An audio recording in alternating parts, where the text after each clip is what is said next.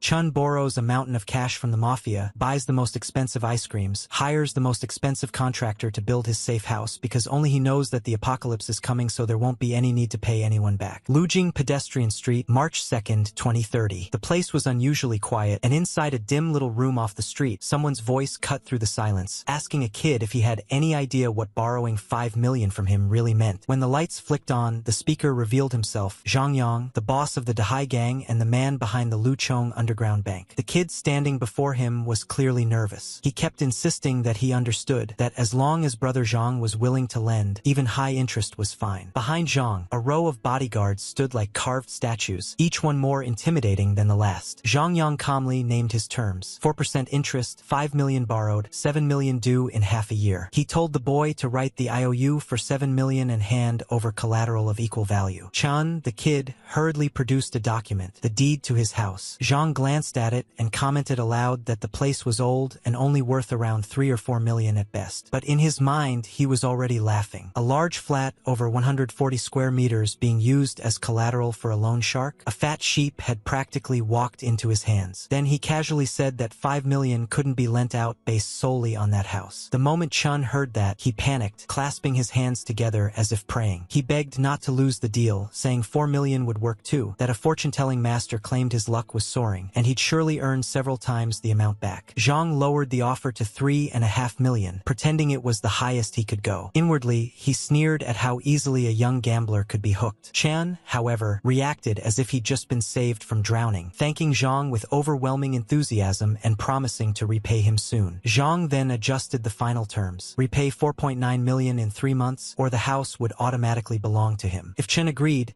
he could write the IOU immediately and receive the funds within 3 days. Chun said there was no problem, just that he had one condition of his own. The moment he said that, Zhang's curiosity sharpened, and he leaned in to listen. 10 minutes later, Chun walked out of the room with a bright, satisfied smile on his face. From inside the room, a cheerful voice called out, thanking Chun for his patronage and telling him to take care. On his phone screen, a massive deposit lit up. Ding! Mobile account received 3.5 million yuan. Chun couldn't hold back the quiet laughter in his mind. To him, the whole situation was almost comical. In a month, the apocalypse would descend. Who in their right mind would still bother paying back a loan at that point? With the money finally in his hands, his thoughts immediately shifted to preparation. He had no intention of reliving the nightmare from his past life. Back then, a catastrophic natural disaster had struck Blue Star, reshaping the entire planet's ecosystem. Intense solar radiation pushed global temperatures to a horrifying average of 50 degrees Celsius, plunging humanity into a high-temperature apocalypse that lasted 30 days. Humans, animals, nothing survived unscathed. The world had been thrown into chaos. Meanwhile,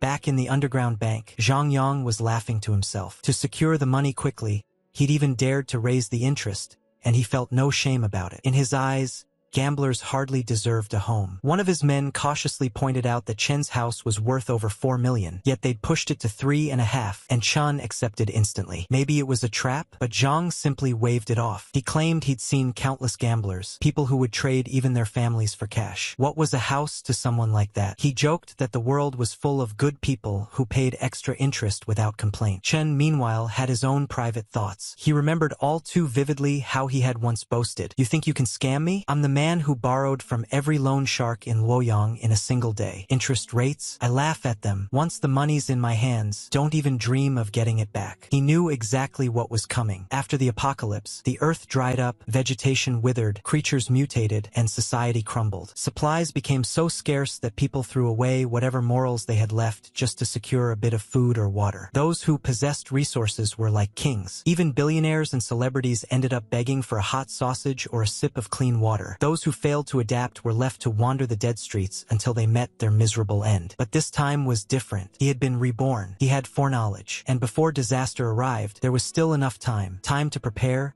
time to build, and time to make sure he would never suffer like he once had. Chun eventually wandered past a group of girls who were giggling together, and the sight caught his attention. He recognized the boxes in their hands and immediately thought to himself that this must be the legendary ice cream assassin, the kind of luxury treat said to be even pricier than the so-called noble of ice creams. He stared for a moment, remembering how, in his past life, he never dared buy one for himself. Instead, he had wasted money treating that woman Lu wenching to it again and again. Feeding such high-end ice cream to her felt more wasteful than feeding it to a dog. The more he thought about it, the more his chest tightened. Fine then, this time he was going to enjoy it. Without hesitation, he marched straight in and cut the line, stunning the group of girls behind him. He raised his voice and called out, "Hello! Give me 10 of every type of ice cream you have. Thanks." The girls were left blinking in disbelief. Whispers rippled through them. Was he serious? Could he even afford it? And wasn't he ridiculously handsome while ordering? Their impressions shifted instantly, and their eyes practically sparkled at him after such a bold display. The receptionist, however, had her own concerns. She thought the very thing they had been giggling about earlier,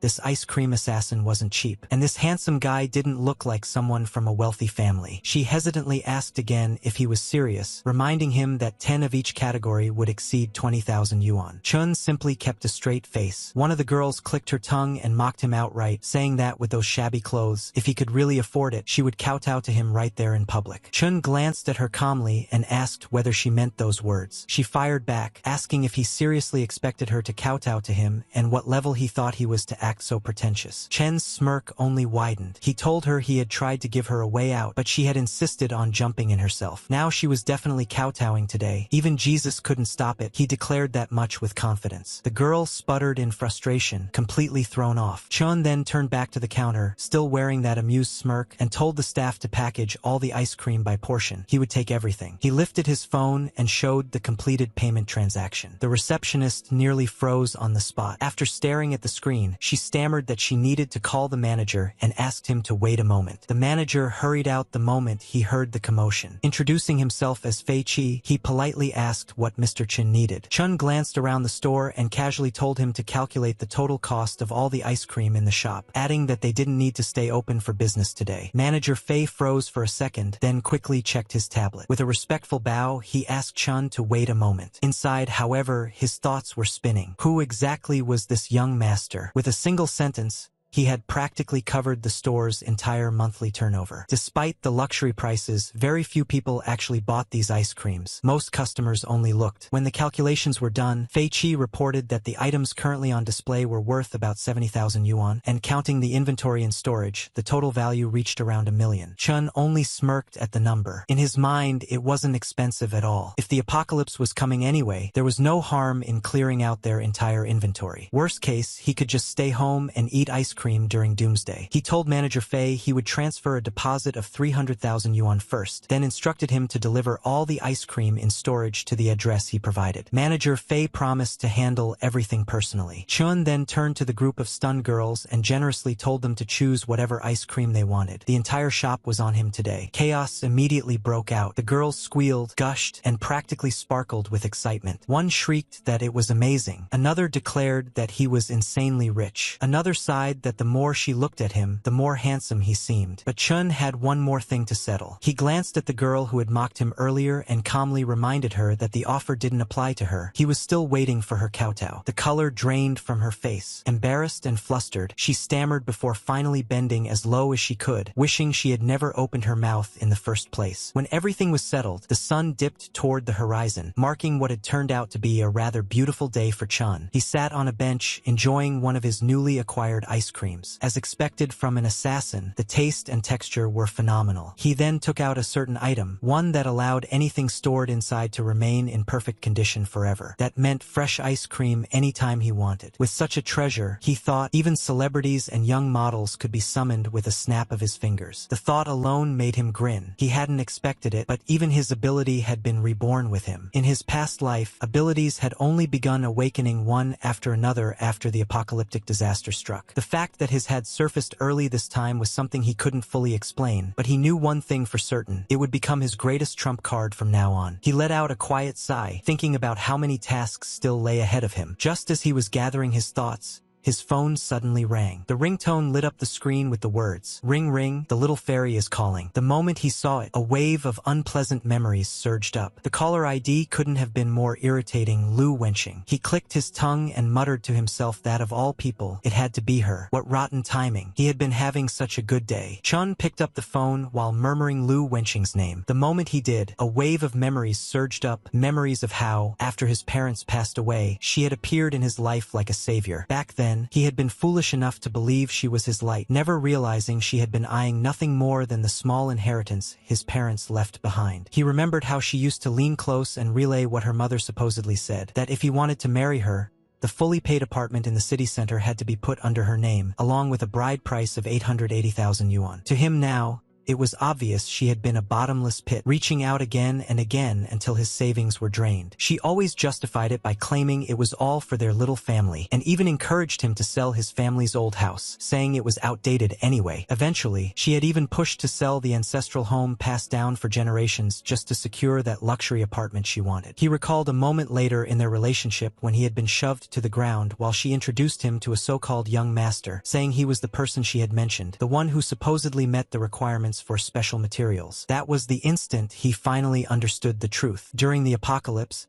he had done everything he could to protect her, but she had sold him out to a stronger backer without hesitation. The backer had taken one glance at him and commented that there was nothing special about him, wondering aloud if they really needed to bother devouring someone like that. In the end, he hadn't even left behind a complete corpse. Now, with a second chance in hand, Chun simply smirked to himself. Since Lu Wenqing had come looking for him on her own, he felt it was only right to settle the old score. Later, at a high-end hotel, he answered her call with an affectionate tone, asking what was wrong. She explained that she had been out with friends and had accidentally lost a gold necklace she loved, claiming she was heartbroken over it. Chun immediately acted as though buying another was the obvious solution, but she insisted one wouldn't be enough and told him to buy 10, so she could rotate them. He played along, repeating her demand and pretending to agree easily. She asked when he had become so generous, and he replied that he had recently been lucky. He told her he had invested in virtual currency and made a small profit, so it was only natural to spend money on her. Hearing that, she sounded worried, asking if he had fallen for some scam, saying virtual currency seemed strange to her. Chun went on to explain that whether the investment was a scam or not didn't matter. She could simply watch whether he made money in the next round. He claimed that playing small had become boring and that he intended to go big this time by borrowing a substantial principal to invest even more. Since the loan required a witness, he asked her to help out, promising that once it was approved, he would give her 5% of the loan amount as compensation for her trouble. Just as he was speaking, a man's irritated voice sounded in the background, asking why she was taking so long to get ready. Lu immediately hurried to him, calling him honey and saying she would be done soon. Inwardly, however, she was comparing the profits. Spending a night with the older man earned her only 5,000 yuan, while simply signing a paper for Chun could earn her 50,000. To her, the risk seemed non-existent. It was just a signature, and she believed Chun Xiao to be too timid to ever trick her. Once the call ended, Chun thought to himself that he would be waiting for Lu Wenqing. After that, he shifted his focus to preparations, deciding it was time to build a fortress. He planned to turn the place into a structure of iron and copper within a month. He wanted bulletproof composite glass installed on all windows, along with hidden burglar bars, walls reinforced into 3-meter-thick bulletproof exteriors, and seismic fortification capable of withstanding intensity level 8 quakes. He continued listing requirements: 3-meter security glass, a full rooftop covered in solar panels with an independent energy system, air purification and filtration capable of blocking external toxins, an autonomous ecosystem with a 72-hour oxygen supply and internal water cycling devices, explosion-proof doors, and an access control system combining biometric and mechanical verification. The contractor, listening to all this, began to sweat, overwhelmed by the sheer scale of the demands. Inwardly, he wondered whether Chun was some kind of doomsday prepper suffering from apocalypse delusions, or whether he had simply watched too many sci-fi movies. Before he could say anything, Chun stepped closer with a serious expression and asked whether it couldn't be done, reminding him that his resume claimed he was a defense specialist who had designed safe rooms for top tycoons. The contractor tentatively mentioned that Mr. Chen's requirements were extremely unique and high-end, though the budget might be an issue. Inwardly, however, he was thrilled, already assuming Chun was another wealthy man brainwashed by doomsday theories, someone with money to burn. Before he could say more, Chun displayed a hefty sum and stated that he would put down a 1 million yuan deposit, and the contractor could name the remaining balance himself. The contractor was stunned. Being allowed to name the price sounded unreal, and in his mind he was already celebrating his luck, convinced he had just met a rich fool who could fund his path to financial financial freedom in one go. Chun shook his hand enthusiastically, adding that he valued materials and quality above all else, and everything needed to pass inspection. The contractor promised confidently that there would be no problem, assuring Chun that the place would be built solid as a rock. Meanwhile, both men were thinking the exact opposite of what they were saying. Chun was silently telling himself that once the apocalypse arrived, the contractor wouldn't even be able to find him, let alone collect any remaining payment. The contractor, on the other hand, was already planning how thoroughly he was going to overcharge him. Both sides were preparing to rip each other off without the slightest guilt. Later, Chun noted to himself that the fortress construction was settled. The next step was gathering supplies. Medicine, food, and daily necessities would be easy to acquire. The real threat in the apocalypse wasn't nature but the human heart after society collapsed. Cold weapons could be bought at any hardware store, but firearms, those capable of delivering fatal blows, were far more difficult to obtain. He pulled out his phone and began searching for underground channels that dealt in such items. After scrolling for a while, one particular message caught his attention. The seller claimed to have first-hand sources and access to hidden channels, boasting that there was nothing a buyer could imagine that he couldn't procure. He emphasized honest dealings and safety above all else. Chun immediately sent a reply asking how to purchase. The seller responded that he would send the address privately and instructed Chun to arrive that night at 8 p.m. sharp. Later that evening, Chun made his way to the designated location, noting as he walked that the seller had chosen a place bustling with people. He was still considering the implications when a sudden commotion caught his attention. A girl was sprinting desperately through the crowd, with several men shouting after her. One of them barked at her to stop, while another cursed furiously, demanding she halt. The girl, terrified,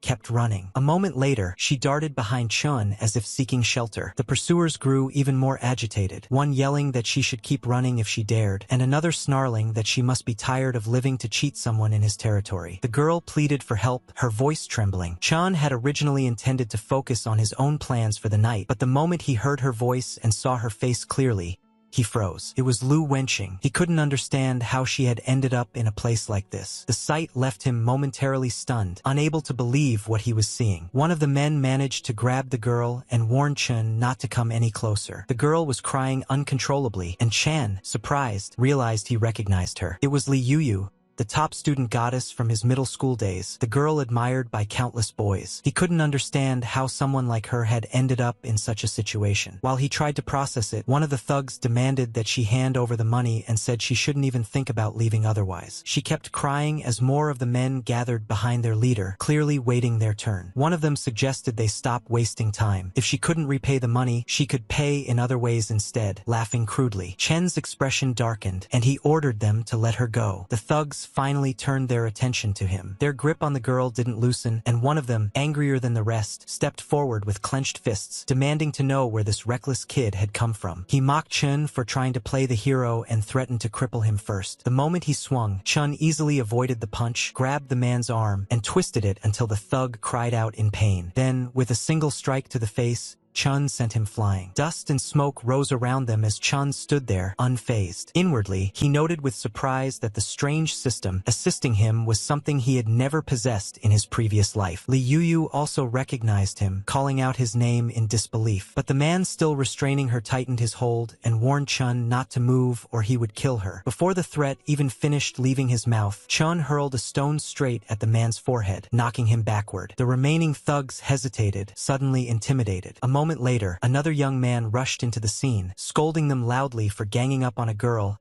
and asking where their shame had gone. The thugs instantly cursed at him for interfering and charged. Chun and the newcomer fought side by side without needing to exchange a single word. When someone attacked from the front, Chun took him down with a punch. When someone tried to ambush from behind, the other guy blocked and countered. One by one, the punks collapsed, and even when they were down, Chun made sure to kick them away to keep them from getting up again. When the last of them fell, Chun gave a cold command for them to scram. At that moment, a notification echoed in his mind. Fear +1, panic +1, severe pain +1, despair +1, humiliation +1. Negative emotion value exceeded 10 for the first time. Spatial expansion authority unlocked. While the punks stumbled away in fear, another prompt echoed in Chen's mind, reminding him to harvest diligently so the ability could grow stronger. Chun found the concept of collecting negative emotions amusing and mentally noted how interesting this new power was. Li Yuyu, still shaken, sat on the ground and thanked him, saying she hadn't expected to meet him there. Chun helped her up gently, asked if she was hurt, and even handed her something to cover herself with. She expressed her gratitude again, but said she had urgent matters to take care of and needed to leave quickly.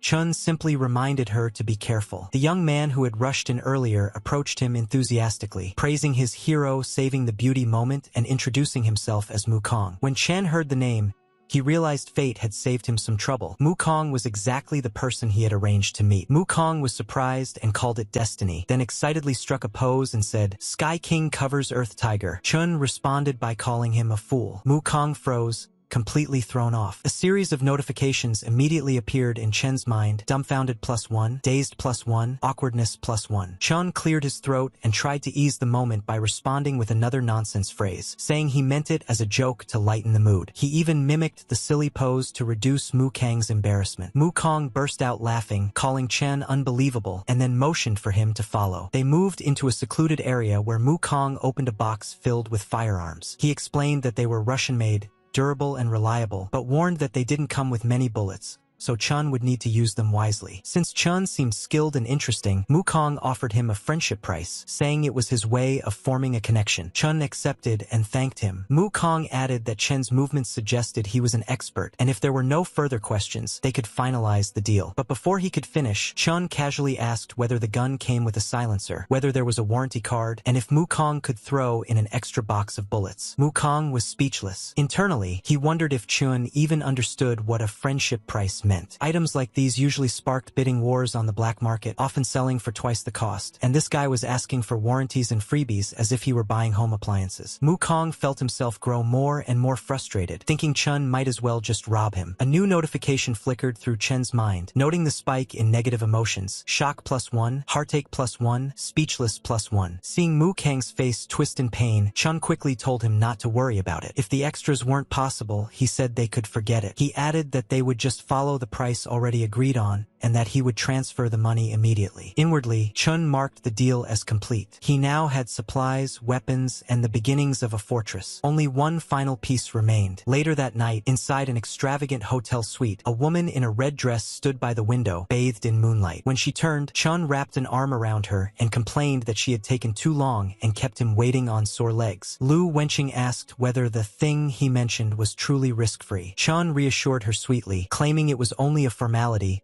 and that he loved her too much to ever scam her. In her mind, however, Lu dismissed any notion of danger. She told herself that this pathetic simp nearly sold his own blood once just to buy her a handbag. He was far too busy worshipping her to dare deceive her. Later, at Boss Zhang's office, Zhang Yang praised her decisiveness and even complimented her handwriting as she signed the contract. She handed the documents back without a second thought. Zhang, on the other hand, was practically smirking inside. He thought she genuinely believed she was only acting as a guarantor, when in truth, the moment she signed, the debt legally became hers. And when she inevitably failed to repay it, he had other methods in mind for collecting, methods he was already imagining with satisfaction. Lu Wenqing continued watching him smugly, unaware of the trap she'd walked into. Meanwhile, Chun silently observed everything, thinking to himself that she was signing her own indenture contract. Her greed, foolishness, and self-confidence would end up paying off the remainder of his safe house's construction costs perfectly. Everything had gone smoother than he expected, and he silently thanked her. A short while later, the contractor proudly showed Chun the completed safe house. He assured Chun that every material used met the highest military standards: heat insulation, soundproofing, explosion-proofing, drill-proofing, even the structural strength to withstand multiple small-scale nuclear shockwaves. Chun acknowledged the quality and thanked him. The contractor laughed heartily and told Chun to call him whenever he needed more work. Finally, inside the finished safe house, Chun took a moment to sit down and relax. Just then, a broadcast echoed from his screen. Affected by unprecedented super-strong solar flare activity, the entire globe will experience continuous extreme high-temperature weather. The news report continued, warning that temperatures across many regions were expected to break historical records and urging all citizens to take immediate protective measures. Chun listened quietly, then picked up the gun lying beside him. He remarked to himself that the moment had finally arrived. Outside his reinforced walls, the world was beginning to ignite, heat waves surging, flames blooming across cities, and panic spreading everywhere. He walked to the window and watched as the world outside descended into burning chaos. He stood watching the world burn, secure and ready for whatever came next. The news anchor continued reporting that a super-strong solar flare had erupted, causing violent disturbances in Earth's ionosphere. Extreme high-temperature phenomena were already appearing across the globe, with daytime highs expected to reach as much as 45 degrees Celsius. Citizens were advised to take heatstroke precautions and avoid going outside at noon unless absolutely necessary. Chun listened without surprise. He already knew this was coming. In his mind, he noted that the temperature had begun to rise, but this was only the beginning. Compared to his past life, it even felt like things were escalating faster and more brutally this time. Outside, panic spread among ordinary people. Everyone wanted to hide indoors, yet even inside their homes, the heat was suffocating and unbearable. Someone complained that it was already unbearably hot early in the morning and wondered how long such extreme temperatures would last. Soon, a street loudspeaker crackled to life. A vendor loudly warned his neighbors that the weather was deadly and claimed he had heard the temperature would keep rising next week. He shouted about supply shortages, saying water and electricity would soon become scarce, and urged everyone to stock up immediately or risk having nothing to drink later. He even claimed this was his final batch of goods. Yet inwardly, the man was delighted. To him, the heat wave was practically money knocking at his door, and he would be a fool not to seize the opportunity to get rich. Nearby, a woman complained that his melons were priced far too high and asked if he could sell them cheaper. Another woman examined the melons, which looked plump and juicy. Seeing them, the vendor suddenly became overly enthusiastic, praising their beauty and eagerly approaching them. He boasted about how sweet the melons were and offered to cut one open for a taste. If they bought two, he promised a discount and even threw in a free pack of tissues. The women listened cautiously, growing increasingly uncomfortable as the man leaned in closer and became overly familiar. He pushed his melons toward them, even hinting that if the nights stayed hot, they could come by his place to cool off. Nervous, one of the women backed away and quickly said they would just buy one. But the vendor refused to give up, stepping closer again and urging them to buy more and stock up, insisting that with weather like this, no one could guarantee there would be anything left to sell tomorrow. A few more people soon gathered around the stall. Among them was an elderly man who politely asked whether the boss could sell the water a little cheaper. The moment the vendor saw him, his expression turned ugly. He snapped that his was a small business and that there would be absolutely no bargaining, clearly eager to chase the old man away. Chun stood nearby, watching the scene unfold, and immediately recognized the man. He inwardly clicked his tongue, realizing it was Li Dafu. Memories from his past life surfaced instantly. This man had once made his life miserable. Back then, Li Dafu had loved shouting in public, accusing him of stealing and calling people over to watch, even when Chun had only tried to pick up something that had fallen and return it. Chun remembered desperately trying to explain that he hadn't stolen anything, that he had only seen the item on the ground and wanted to put it back. But Li Dafu had refused to listen, sneering that no one would be that kind-hearted. He had pointed at Chen's shabby clothes and insisted that someone like him couldn't have clean hands, threatening to call the police if he didn't pay up. The surrounding crowd had joined in, looking at Chun with disdain. Some had muttered that someone so young shouldn't be stealing, while others claimed his silence proved his guilt. Even as Chun insisted he hadn't taken anything, no one believed him. Every ounce of humiliation from that day came flooding back. Now,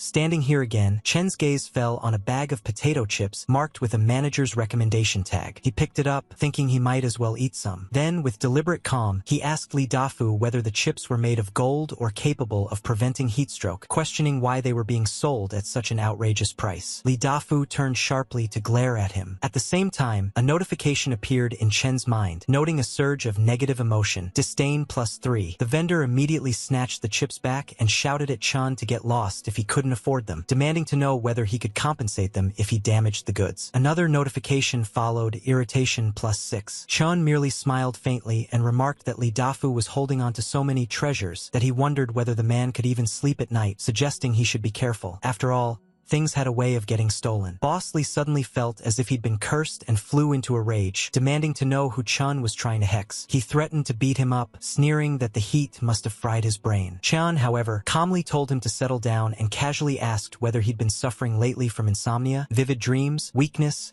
and night sweats. That question caught Boss Li off guard. He muttered that he did have some of those symptoms and even wondered if there might be a feng shui issue with his warehouse. Chun hushed him confidently, saying he'd known it all along and pointing out that Boss Li's Intang looked dark. He explained that it was a typical case of deficiency. That was enough to completely set Boss Li off. He cursed Chun back, shouting that Chun and his entire family were the ones with deficiencies and swung a fist at him. Chun easily dodged the punch. He casually picked up a lollipop, popped it into his mouth, and advised Boss Lee to take better care of his health. He warned that excessive anger damaged the body, especially someone in Boss Lee's condition. As he spoke, he tossed a few coins onto the ground and coldly remarked that if Boss Lee didn't pay attention, he might die young. He then turned away, savoring the sweetness of the lollipop, leaving Boss Lee staring at the money on the ground. A notification immediately rang out in Chen's mind, detected strong negative emotion, anger plus 20. As night fell, a stray cat passed through the streets with something clutched in its mouth. Inside his safe house, Chen gazed at the night sky and reflected on his past life, remembering how he had swallowed his anger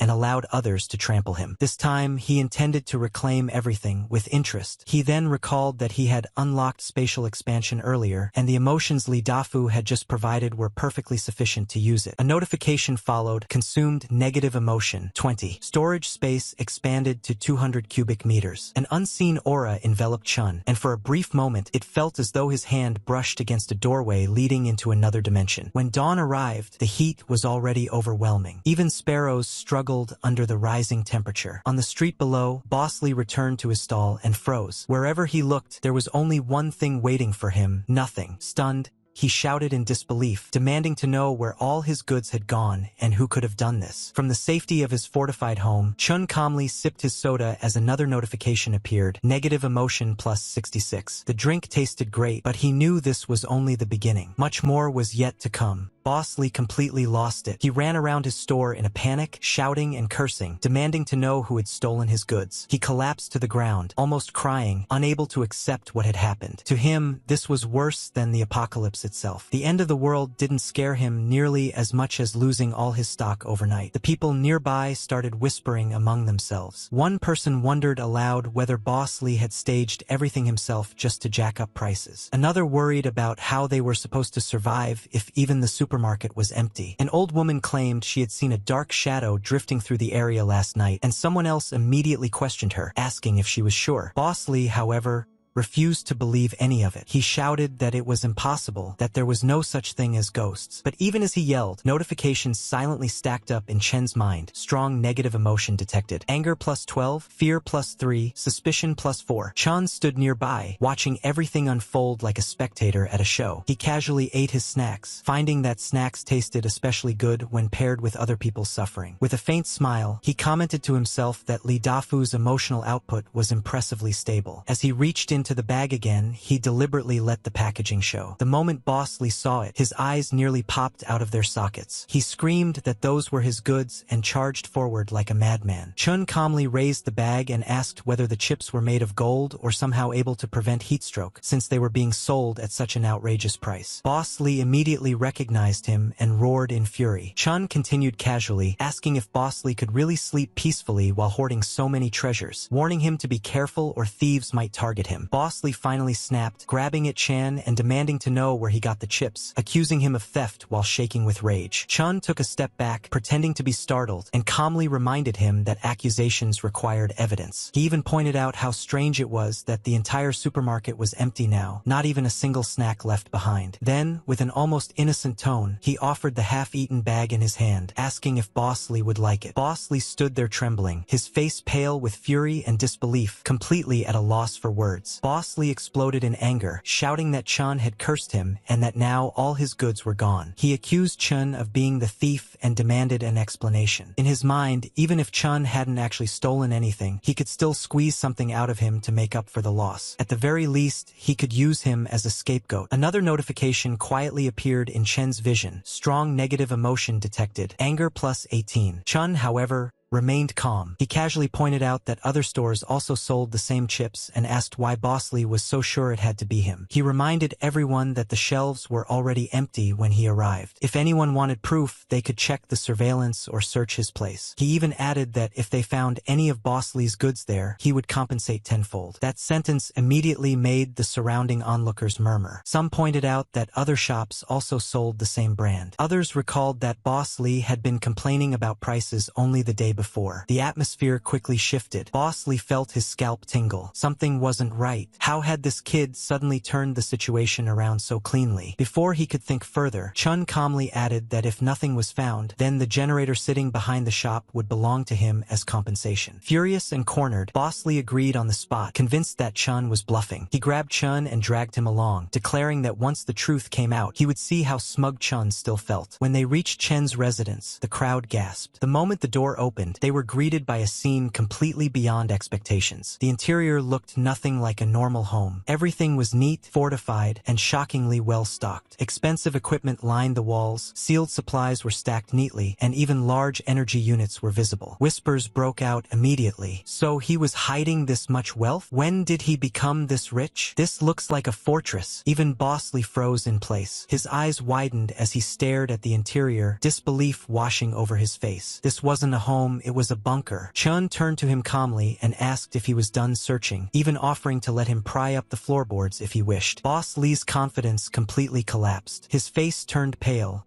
and he quickly waved his hands, saying there was no need. He mumbled something about checking other places and tried to leave. But before he could escape, Chun reached out and grabbed his arm, stopping him cold. With a faint smile, Chun reminded him about the agreement they had just made, that if nothing was found, the generator would belong to him. Boss Lee stiffened. His face twisted as he tried to backpedal, claiming it was all a misunderstanding and asking whether things really needed to be taken this far. But the crowd was already watching, and Chen's calm gaze made it clear. This time, there would be no backing out. Chun calmly asked him why he hadn't thought about taking a step back when he was framing others before. At that moment, another notification popped up in Chen's mind. Strong negative emotion detected. Impatience +8. The onlookers began whispering among themselves. Some muttered that a man who couldn't even keep his word deserved what he got. Others scoffed, saying it served him right. Hearing those voices, Lee Dafu's face twisted with rage. He snapped back, accusing Chun of going too far and shouting that he was giving him face already. Then, without warning, he swung his fist toward Chun. Chun easily blocked the attack and twisted the man's arm in one clean motion. A sharp cry rang out as Lee Dafu dropped to the ground, clutching his hand in agony. A new notification appeared. Strong negative emotion detected. Pain +73. Gritting his teeth, Lee Dafu finally gave in, shouting that he would move the generator right away and begging Chun to stop. Chun calmly reminded him to hurry, pointing out that once the temperature rose further, going outside would become impossible. He added coolly that, without a generator, surviving the coming days would be difficult. Another wave of emotional data poured in. Humiliation +30, pain +86, fear +101. Chun watched without expression, knowing everything was unfolding exactly as planned. Just as things settled, his phone rang again. It was Lu Wenjing. Her voice sounded anxious as she said that several unfamiliar men had been following her for the past few days. They looked like debt collectors, and she didn't understand why. Wasn't she just signing something before? Chin already knew the answer. He simply smiled faintly to himself, standing quietly as he listened. This too was part of the plan, and it was only just beginning. There is more to come.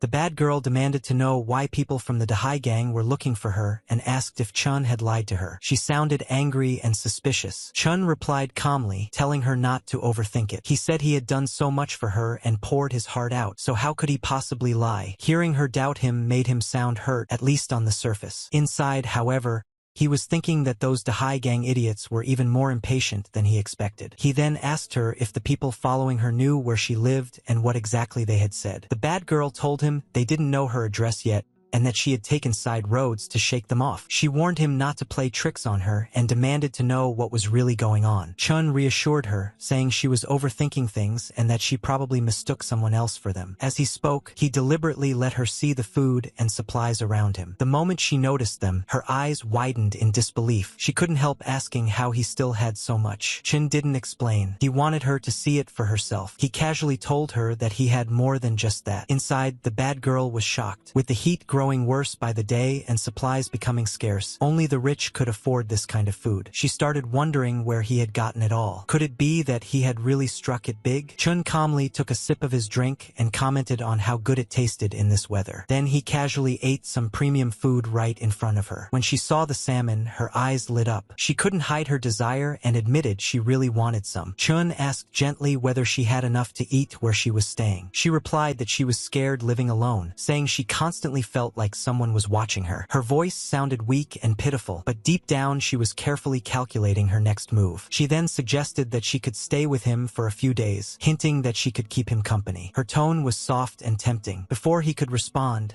she ended the call. Chun lowered his phone slowly, a faint smile forming on his face. Hook, line, and sinker. Lu Wanjing, you really are too cheap. Chun called her back and told her that the weather was only going to get hotter. He reminded her that she had always said a girl shouldn't casually give out her address, acting all mysterious and refusing to let him visit. Now, though, he told her to send the address over. He said he would go pick her up later, once the temperature dropped a bit. The bad girl immediately changed her attitude. She said that times were different now, that the situation was special. Since he was her boyfriend, who else could she rely on if not him? She quickly sent over the address and told him to come get her. Chun told her to stay put and not wander around, reminding her to be good and wait for him. After hanging up, the bad girl smirked to herself. In her heart, she thought that a simp would always be a simp. Give him a bit of sweetness and he would come running, tail wagging. Meanwhile, Chin already understood everything perfectly. He thought about how she used to act all high and mighty, never letting him even step inside her community. Now, just for a bit of food, she was willingly handing over her address. The contrast almost made him laugh. He put his phone down just as a knock sounded at the door. A woman's voice called out, asking if she could come in. It was Auntie Wong from next door. He opened the door slightly, and she immediately started complaining that her air conditioner had broken and that it was unbearably hot. She said the children couldn't stand it anymore and suggested they come inside for a while, saying neighbors should help each other. Chun looked at her calmly and reminded her how, when he was younger, he and his mother used to pick up plastic bottles downstairs. Back then, she had pointed at them, called them beggars, and even told the security guards to chase them away. The memory clearly made her uncomfortable. She hurriedly said that was a long time ago and accused him of being heartless for holding on to old grudges. Chun nodded lightly and replied that maybe he really was heartless, but at least he had air conditioning now. Then he shut the door in her face. Outside, Auntie Wong continued yelling insults, calling him heartless and even cursing his parents. But Chun didn't care anymore. A notification quietly appeared in his vision. Detected strong negative emotion, anger plus 18. Detected strong negative emotion, anger plus 20. Chun felt nothing but calm. He had long decided that he would only help those who deserved it. Everyone else could fend for themselves. After that, Chun calmly took out his phone, swapped the SIM card, and turned on his computer. He made a call, his tone casual as if discussing something trivial. He told the person on the other end that he knew where Lu Wenjing lived and had already sent the address over. He even added that she lived alone and would be easy to find. Once the call ended, Chun leaned back and looked out the window. The sky outside was still blazing hot, the air heavy and suffocating, yet he felt strangely comfortable. The heat didn't bother him anymore. In fact, compared to the calm spreading through his chest, the outside world felt distant and insignificant. He let out a quiet breath and thought to himself that the real show was finally about to begin. The bad girl was looking in the mirror, admiring her own beauty and feeding her ego. She thought about how soon she'd be able to move into Chun Jiao's air-conditioned room. She reminisced about the kind of life he would give her and thought that only a carefree life like that was worthy of her. She kept daydreaming, completely enjoying herself. Later, she lit one up and continued checking out her belongings. Suddenly, loud knocking started at the door. She went to open it, saying that they were early, while thinking to herself that he really was a qualified simp, always so eager. But the person standing there was not who she expected. And it wasn't just one person. There were several of them. She immediately asked why they were here and how they knew where she lived. Before she could react, one of the men pushed her aside and said that the money owed to the Dahai gang was due today. She quickly replied that the money was borrowed by Qin Jiao and that he was the one who tricked her into signing, telling them to go find him instead. The man calmly pulled out the contract and said it was signed clearly in black and white, and whoever signed it had to pay. No excuses. At that moment, she finally understood. The man she once thought was a brainless simp had already woken up and started using his head. The goon then told the others to search the place and take anything valuable. As they began rummaging through her things, she tried to stop them, but they shoved her aside. She cried out that she was calling Qin Jiao and that he would be here soon. One of the men ignored her and casually sat down on the couch, looking around at her jewelry. Seeing them touch her things made her panic. She didn't want to lose any of it. The goon looked over the items and said that this little amount wasn't even enough to cover the interest. He added that his brothers had come all this way in the heat and couldn't leave empty-handed. She desperately tried to stop them again, saying the money was with Chen Jiao, not her. The goon smirks as the woman says that he also has a lot of supplies and is coming to pick her up soon. She tells them to wait for him and then ask him for the money. But when she tries to call, all she hears is a cold, automated voice saying that the number she dialed is currently unavailable. She freezes for a moment, unable to believe what's happening. She tries again, panic rising, only to hear the same message again. No matter how many times she calls, no one answers. Her breathing grows heavy, sweat forming on her face as her expression slowly darkens. She wonders how this could be happening. She insists that he must be busy and didn't hear the phone, saying she'll call again right away. But the goon snatches the phone away and tells her she's really stupid. He says she actually believed that guy would pay for her and that it's obvious he sold her out. He adds that the man never planned to pay anything back from the start. At that moment, the bad girl finally realizes the truth. The one she thought was a fool was never a fool at all. This time, she was the one being played. She weakly asks what he's talking about. The goon tells her to shut up and stop struggling. She cries and tells them to let her go, saying they should go find Chen Jiao instead, because he's the one with the money and supplies. But the goon ignores her and drags her away. No matter how much she screams, no one comes to help her. This time, there's no one left to save her. All the bad things she once did to others are finally coming back to her. Meanwhile, Chen Jiao is calmly enjoying his drinks, while his phone keeps ringing beside him. He doesn't bother answering. In his mind, he thinks that Lu Wanjing should get a proper taste of the apocalypse. As night falls and people hide indoors to escape the heat, the goon drags the crying woman away. He asks her again what good things Chen Jiao has at his place. She tells him he has air conditioning, cold drinks, and plenty of food. She says that's where everything is and that she really has nothing left. Hearing this, the goon's eyes light up. He thinks to himself that this sounds like a big catch. Then he tells the others it's time to go. As they leave, the woman glares in rage and thinks about Chen Jiao, cursing him in her heart and wishing him a horrible death. She is about to begin her own revenge plot. In the night, a lot of people were moving around really hurriedly with a lot of weapons in their hands. A voice says, right this way, that little beast Chen Jiao lives right here. At his home, the AC is on 24 hours a day and he has plenty to eat and drink. Another says that he is also extremely stingy and won't even share a sip of water with them. The auntie who previously came for that AC is really angry and frustrated with him and now wants to get back at him with these mafia boys. The mafia boys are also happy as they follow her. The leader of them says that old hag, you led the way well. Once they get the stuff, there will be plenty of benefits for her, so she can rest assured about the service she is doing. The hag says, oh my, thank you, Brother Zeng. He is truly generous. No wonder he could become a big boss. He is way too amazing,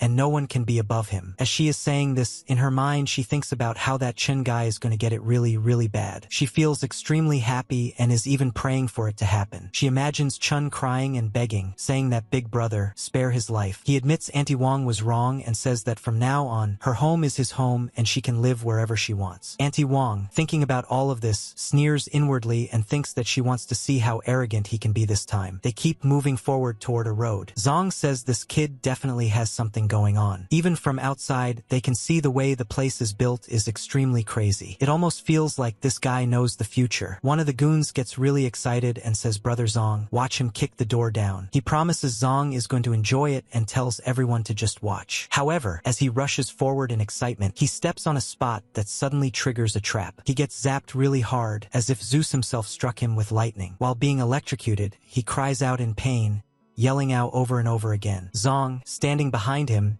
is completely surprised. He has no idea what the hell is happening and wonders if this guy is an idiot. The others rush over to him, and one of them says this trash cramped up for no reason and asks if he is stupid. But the moment they touch him, they also get zapped back as the electricity transfers into their bodies. Now they all feel the same thing he felt earlier. Now they finally understand why this guy cramped up, because they are also crying and shouting for help. They scream and beg, saying, help me, help me. The zap of Zeus is just way too powerful. Zong, the auntie, and the others are now really scared. They have no idea what this even is. The auntie was hoping to see Chun crying and begging, but instead all she gets to see is these goons crying miserably. And this isn't even the end. An announcement and alarms start ringing all around them. Every one of them is completely dumbfounded, and it's like their dumbfounded levels are showing +2, +2, +3, and one guy is even at +5. Then the announcement plays, and a voice says that good luck comes, wishing everyone good luck. Good luck brings joy and love. The announcement continues while everyone is still getting zapped. It says that good luck comes with good luck welcoming,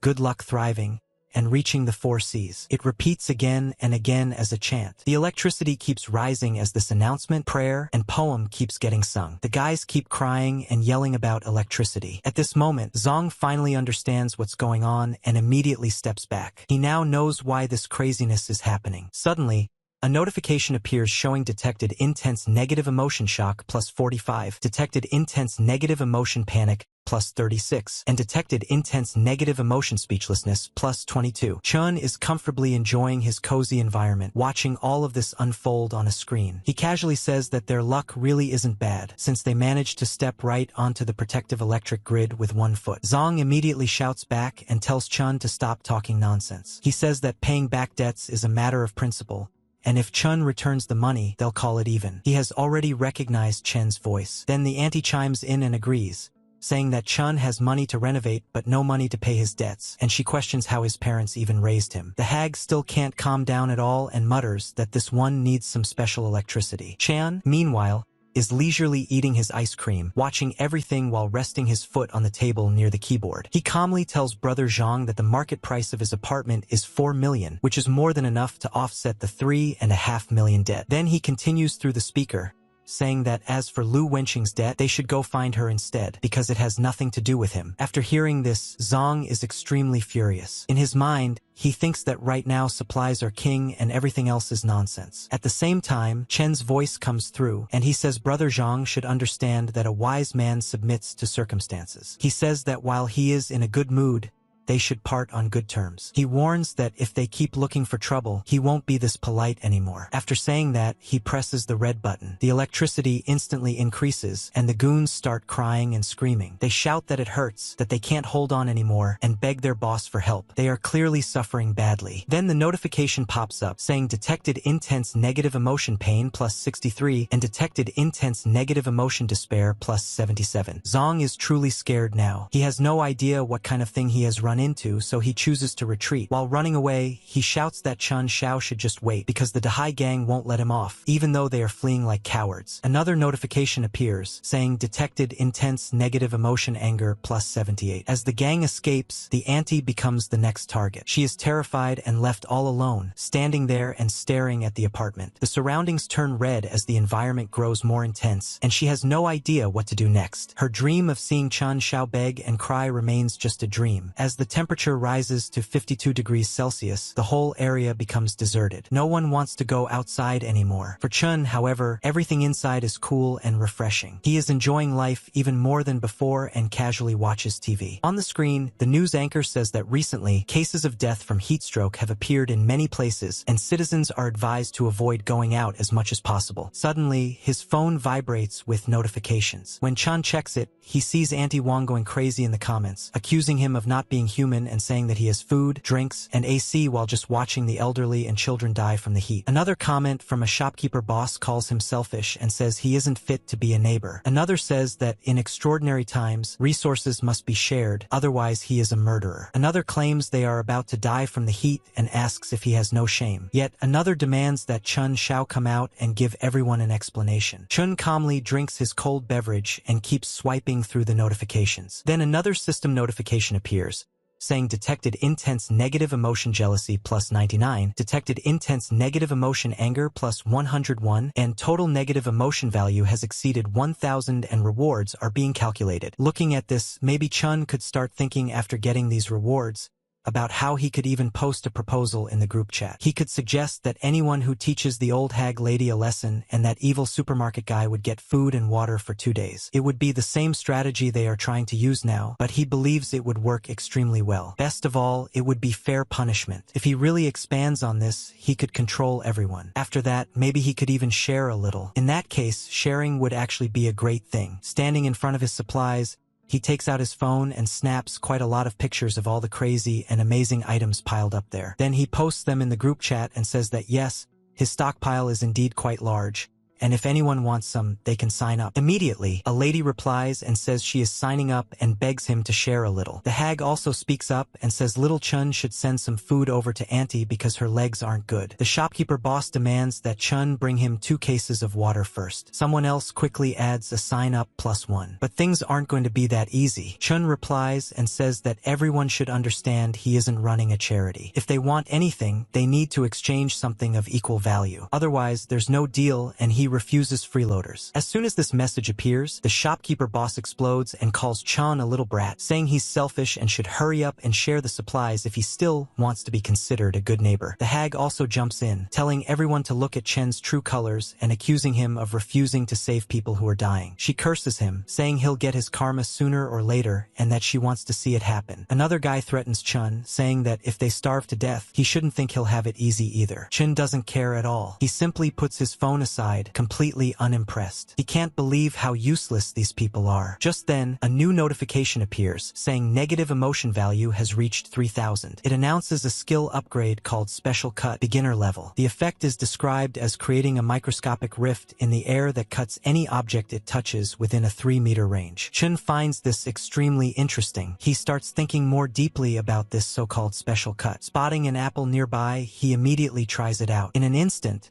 the apple is sliced cleanly in half without any effort at all. The effect is crazy. Chun says this is getting interesting. He never thought he would get something this powerful, but it's absolutely cool. He realizes he could even use it against those mafia guys if they keep hounding him too much. Outside, only a few cars are still running. Then a woman named Lu steps out of one of them. She's wearing a really flashy and nice dress, but appearances can be deceiving. She's the kind of bad woman people should stay away from, no matter how good she looks. Looking at her too much might even make someone like her more, which is dangerous. Unless someone thinks they can fix her, it's better not to get involved at all. There's also another person in the car. He's still thinking about ways to get back at Chun. He steps out as well and asks little Zong if the Chun Shao he mentioned lives here. Zong says yes, it's in the innermost building. As he reports this to his boss, the boss turns to Lu and asks if Chun Shao used to be her man. He says that he's leading a team to raid Chin Zhao's home and asks if she'll feel heartache over it. After hearing this, Lu looks shocked at first, then immediately reassures him. She says that right now, her heart only has him in it and there's no space for anyone else. She tells him he's the best and the only one she could have ever wanted. She also adds that as for Chun Shao, he's nothing but a useless piece of trash. But deep down, she's thinking to herself that tonight is Chun Zhao's end. She wants him completely finished today. She even feels ready to cling to this man harder and push him to act faster, just to make sure Chun Shao is dealt with. As they move forward together, the shopkeeper suddenly runs over and eagerly asks if Big Brother is here for Chun Shao. He explains that they're homeowners in this complex and says they're willing to help teach Chun Shao a lesson. Another man behind him quickly agrees and says they know the area well. He offers to help block Chun Zhao's escape route if he tries to run. The boss nods and says that if they help catch Chun Shao, he'll share some of the supplies from Chun Zhao's room with them. The shopkeeper immediately gets even more excited and thanks him enthusiastically. He urges the boss to follow him, saying they know a shortcut. He's extremely eager and wants Chun Shao to get what he deserves as soon as possible, helping in every way he can. Around them, other people also start trying to grab whatever they can. Anyone who tries to stop them gets beaten back. No one wants to share anymore. Everyone just wants everything for themselves. As the mafia boss and the shopkeeper move through the area, the shopkeeper suddenly points ahead and nervously says that this is his home and that they're on the same side. The boss coldly replies that it doesn't matter. He says that from now on, the whole building belongs to Lu. The hag immediately explodes in anger and says they can't do this, insisting they never provoked them. She can't believe that she only wanted all of this to happen to Chen Shao, not to herself. But these are mafia guys, and they don't care at all. They have power and people backing them, so they simply take whatever they want. The shopkeeper finally panics and collapses into regret. He admits that he was wrong and that he shouldn't have been greedy for those scraps. Now everything is gone, and even his way to survive has disappeared. He sees the hag getting beaten by the goons, and the others are also lying helpless on the ground. He keeps shouting that he was truly blind and wonders how he could ever trust a bunch of beasts like them. At this point, there's nothing that can be done. The mafia guys gather together with their swords, their boss standing at the front, and that bad girl right beside him. The bad girl has already gotten what she wanted, and now she only wants revenge. As they all stare at the building from outside, something suddenly crashes down. From inside, Chun Xiao throws a couch straight onto the ground below. While casually enjoying his meal, he looks down and asks if everyone is looking for him. He looks like he's having a great time. The boss sneers and says that death is already imminent, yet Chun is still putting on a show. He tells Chun to hand over the supplies, and he'll at least leave his body intact. The bad girl stands beside him, watching closely to see what happens next. Chun remains calm. He slowly wipes his mouth with a cloth and says that didn't their parents teach them basic manners. He says it's extremely rude to disturb someone while they're eating and asks if these goons can't even manage something that simple. That completely sets the boss off. He curses and orders everyone to beat Chun as much as they want. The goons rush forward all at once, but Chun easily dodges the punches while still holding his plate. His balance is ridiculously good. One guy lunges at him, and Chun grabs his head and slams it straight into the ground. Another man charges in with a huge weapon, swinging it wildly. Chun dodges the swing and kicks him hard, leaving the guy wondering what just happened. Then another attacker comes from behind with an axe and tries to strike Chun Xiao. Chun thinks to himself if they're really forcing him to use spatial segmentation now. He steadies himself and prepares. Suddenly, a bottle flies forward toward the boss and the bad girl. They look at it in confusion, and in the next moment, thick smoke fills the area. Turns out to be a smoke grenade. The boss starts coughing and shouting that it's tear gas. He yells that this kid has a helper and orders everyone to retreat immediately. The group panics and scrambles around. Even Chun Xiao looks a bit confused by this sudden development. In the chaos, the axe guy misses his strike and drops his weapon onto the ground. Then another voice speaks up, saying that the trouble Chen stirred up isn't small at all. He adds that Chen's skills are actually pretty impressive. Chun looks toward him and says he only wants to know one thing, asking why he's here. The man replies that it's about guns. He asks if Chun still wants them and says he has good goods available. The guy can't believe Chun Xiao is drinking ice water at a time like this. He comments that Chun is really living a comfortable life. Chun Xiao casually responds and says they should talk first. He asks why the guy is here, pointing out that his territory isn't on this side. The guy explains and says Lu Haifeng has been messing with his business lately, and he's been watching him for days. As he grabs the chilled water, he still can't quite believe it. He continues saying that he saw Lu heading this way, so he followed him to take a look. He didn't expect Lu was actually coming for Chun. He adds that supplies have been scarce for a long time,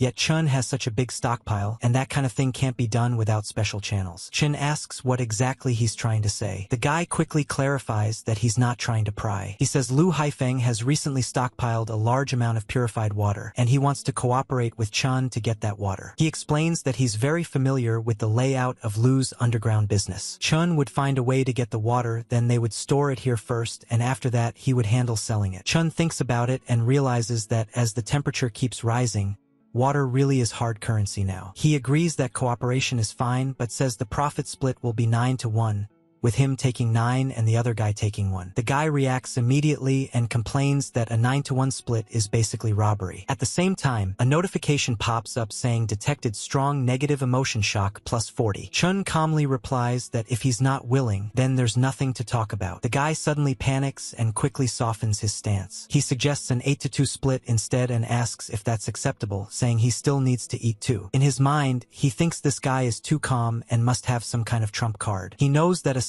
from Chun, he can't find anyone more suitable. Chun thinks for a moment and then agrees that 8-2 works. However, he adds one more condition. He says that in the future, if the guy gets new goods, Chun gets first pick, and the rest can be sold afterward. The guy sighs and admits defeat, saying fine, Chun wins. Chun confirms the deal and says the first step is to figure out the stronghold structure and personnel distribution. Soon after, they reach a building nearby. From above, they look down, and the guy explains that this is Lu Haifeng's stronghold. He says the trading area is in the front, and people who are short on water either spend money to buy it or exchange other things for it. Many people are walking around with guns, clearly acting as security. There are also quite a few women providing entertainment and services. The guy further explains that some of the girls were captured specifically to serve the upper management. One of those girls turns out to be the same bad girl who cheated Chin earlier and even tried to bring a bunch of mafia guys to his home. The guy then adds that the water storage area is in the back, though he still hasn't figured out the exact location yet. Chun says he'll sneak in and take a look himself. He tells the guy that once he sees the signal, he should create chaos on the perimeter to draw draw away the main force. The guy is stunned and asks if Chun is really going in alone. He questions how Chun plans to move all that water by himself. Chun calmly replies that he has his ways. He moves ahead, slipping into the shadows. Soon, a guard steps out and stops him, saying he looks unfamiliar and asking where his ID is. Chun immediately pulls out a card-like item and says Boss Lu sent him to count the water stock. The guard scoffs and says counting water stock sounds like a joke, asking if Chun thinks he's trying to trick a child. A notification pops up showing detected negative emotion mockery +5. Chun calmly places his hand on the guard's shoulder. In his mind, he thinks that before, he only used special cut on apples,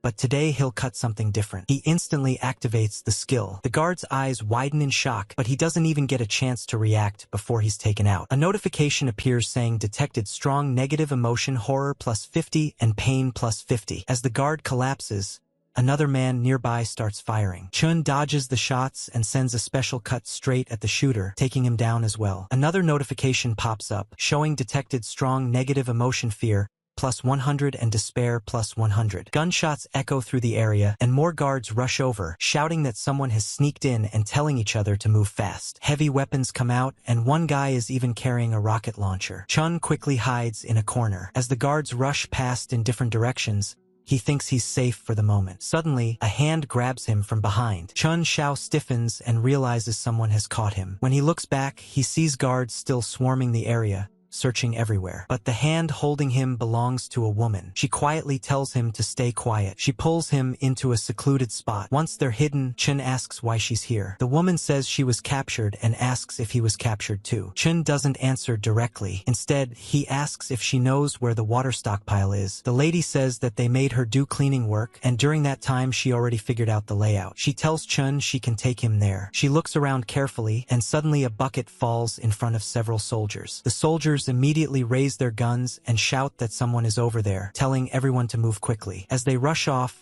the path ahead becomes clear for the lady and Chun Shao. The lady tells him to follow her and says there are no surveillance cameras along this route. They move as fast as they can toward their destination. When they get close, Chun Shao tells her to find a place to hide and wait for him to come back out. The lady obediently does as she's told. Chun Shao then starts preparing his attack. He gathers his aura and smashes the door open with a powerful punch, forcing his way inside. However, there are several soldiers waiting inside. One of them shouts, demanding to know who he is and how he got in, clearly furious. Chun Shao doesn't hesitate. The moment the man locks eyes with him, Chun uses his cut attack and takes him down instantly. A notification appears saying detected strong negative emotion shock +20, fear +20, and pain +20. As the lady hides and looks ahead, she starts worrying. She thinks that Chun Shao has been inside for a long time and wonders if nothing happened to him. She's really anxious and hopes everything is fine. But when she carefully looks inside, she's completely horrified. The place is full of destruction, and she can't believe what she's seeing. Everything looks wrecked. Suddenly, she notices a figure walking straight toward her. She panics, starts shouting, and is about to attack. Then she realizes it's Chun Shao. Chun calmly tells her that it's handled and says they should go. He immediately turns and starts walking. Then he pulls out a gun, points it into the air, and fires a shot. The bullet explodes midair. The lady is shocked by this, but Chun starts laughing because he knows exactly what he did. Outside, the guy sees the signal and immediately understands. He says that Chun Shao is really not bad and sounds genuinely impressed. He then starts his own plan of destruction. He throws several prepared bottles onto the ground, causing chaos and explosions everywhere. The entire area quickly catches fire. People start shouting about the fire and rush around trying to put it out. Just as planned, everyone is completely distracted. With the chaos spreading, Chun Shao and the lady easily move deeper into other areas. The lady points the way and says that going through the alley will lead them to the outskirts of the south gate. As they keep moving forward, another woman suddenly rushes up from behind and calls out to Chun Shao, begging him to take her along. It's the same bad woman. Chun immediately turns around and recognizes her. She pleads again, saying they used to be lovers, and asks him to take her for the sake of their past. She moves closer and promises that as long as he takes her away from this place, she won't hold it against him for using her name to take out loans. Chun coldly responds that she really doesn't understand the situation at all. Hearing this, the woman breaks down and starts crying. She says they force her every day, forcing her to serve old men. If she resists, they beat her, and if she tries to run, they catch her and drag her back. She says she has nowhere else to go and begs Chun to let her live with him, promising she'll do anything for him. Chun looks at her and reminds her of everything she did. He asks if she ever thought about today when she laughed at him for having no money, called him a simp, slept with old men behind his back, and even led Lu Haifeng straight to try and kill him. After hearing this, the bad girl suddenly becomes truly scared. In that moment, she finally realizes that what she has done is completely irredeemable. Chin thinks even deeper. In his mind, he recalls his past life and thinks that when she dismembered him back then, did she ever imagine that today would come? She had done far too many horrific things to him, and there is no way he can forgive her, no matter what she says now. He forces himself to keep his emotions in check because he can't allow history to repeat itself. Chun coldly swats her aside and says her acting is still just as lousy as ever. He then turns to the other woman and tells her they should go. The woman glances at the bad girl lying on the ground and silently hopes she learns from this and never becomes someone like her. At that moment, the bad girl suddenly snaps. She says that if Chun won't let her live, then no one will have it easy either. Immediately, a notification pops up saying detected intense negative emotion hatred plus 999 completely goes off the charts. Not long after, the boss of the area arrives. The first thing he asks is where the water is and whether his water is still safe, because that's the most important commodity he has right now. When they open the door and see the devastation inside, their hearts sink. There's nothing left at all. Then they notice words written on the wall. It clearly says that Boss Lu's water has been taken, and that next time, his life will be taken instead. Lu completely loses it. He shouts, demanding to know who did this. He's furious beyond belief. At that moment, the bad girl lying on the ground speaks up. She tells Boss Lu that it was Chun Xiao. She claims she tried to stop him, but Chun injured her and even insulted Lu, calling him trash. She clings to Lu, deliberately manipulating him further, saying that Chun claimed Lu was unworthy of possessing such resources. She keeps fanning the flames and adds that Chun wants to take all of them down. Hearing this, Lu's anger completely explodes. He orders everyone to follow him to the south gate and slaughter Chun Xiao. A massive commotion spreads throughout the entire area as the order is given. Chun and the other guy both notice the movement immediately. The guy comments on it, clearly understanding what's happening. As the entire force gathers behind their boss, Chun calmly mutters that Boss Lu moves fast. Still, he's already prepared. Then Lu points forward and gives the order, telling everyone to go get him. Everyone behind him charges forward, completely unable to control their anger. Their emotions are running wild, but this actually gives Chun the advantage. He stays calm and casually throws a torch onto the ground in front of them, instantly creating a huge wall of fire. The group is forced to stop, trapped behind the flames. The boss shouts that he will make sure Chun Xiao is finished. Right after that, a notification appears saying detected intense negative emotion hatred plus 999. Now there are two people whose hatred toward Chun has completely maxed out. Chun, however, stays relaxed. He says thanks to Boss Lu and mentions that he'll gladly take these emotion points to become even stronger and earn even more points in the future. Then another notification pops up. It says ding, negative emotion points have reached 3,000 and a new skill has been unlocked called Spatial Barrier. Inside the cozy shelter, the guy is throwing a small party. He laughs and says that what just happened was way too awesome and that old dog Lu is probably tearing his place apart right now. They sit there enjoying all kinds of insanely good dishes, partying without a care in the world, completely ignoring the deadly heat outside. The food looks so good that even just seeing it makes anyone want to join in. It's the kind of feast you want to dig into immediately, but sadly,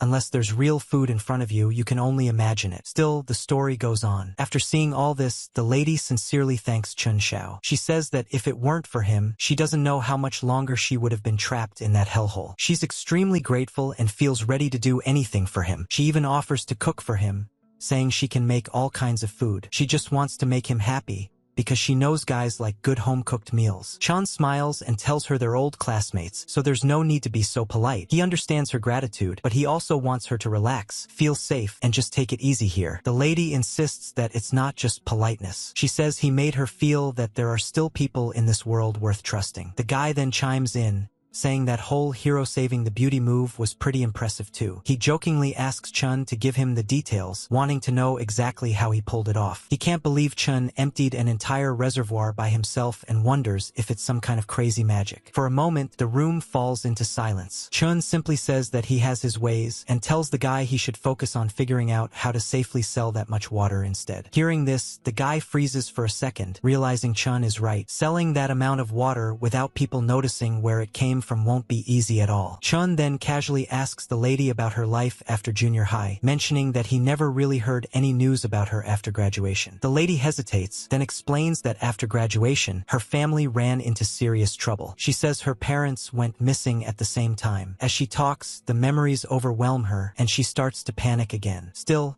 she pushes through, knowing Chun deserves to know the truth. But just as she's speaking, flames suddenly begin to rise around the area. They can't believe what they're seeing. When they look outside, the guy blurts out that the whole place is on fire. It's completely out of control. It's obvious that the people who lost the water either want it back or want everything destroyed. As the flames erupt, Chun, the lady, and the guy all stare outside. The fire is massive. In the chaos, they see people suffering. One person holding a child keeps screaming for help and begging someone to save the children. The guy suddenly realizes what's going on and says it's Lu Haifeng behind this, wondering if that bastard is really trying to burn everyone to death. The lady anxiously asks if they should do something. Chen, however, is lost in his own thoughts. In his mind, he realizes that Lu Haifeng is trying to use morality and innocent lives as a rope to bind him. He thinks it's pointless, because he's long past being that rotten do-gooder from his past life who would only get strangled to death for trying to save everyone. Outside, Lu Haifeng shouts for Chen Xiao to come out, threatening that if he doesn't, he'll burn the entire area to ashes and see how long Chen's so-called iron turtle shell can last. One of Lu's underlings flatters him, saying the boss is wise as always. He adds that if the fire keeps spreading, even if they don't burn to death, the smoke will finish them off. Lu enjoys the spectacle. As the fire grows bigger and bigger,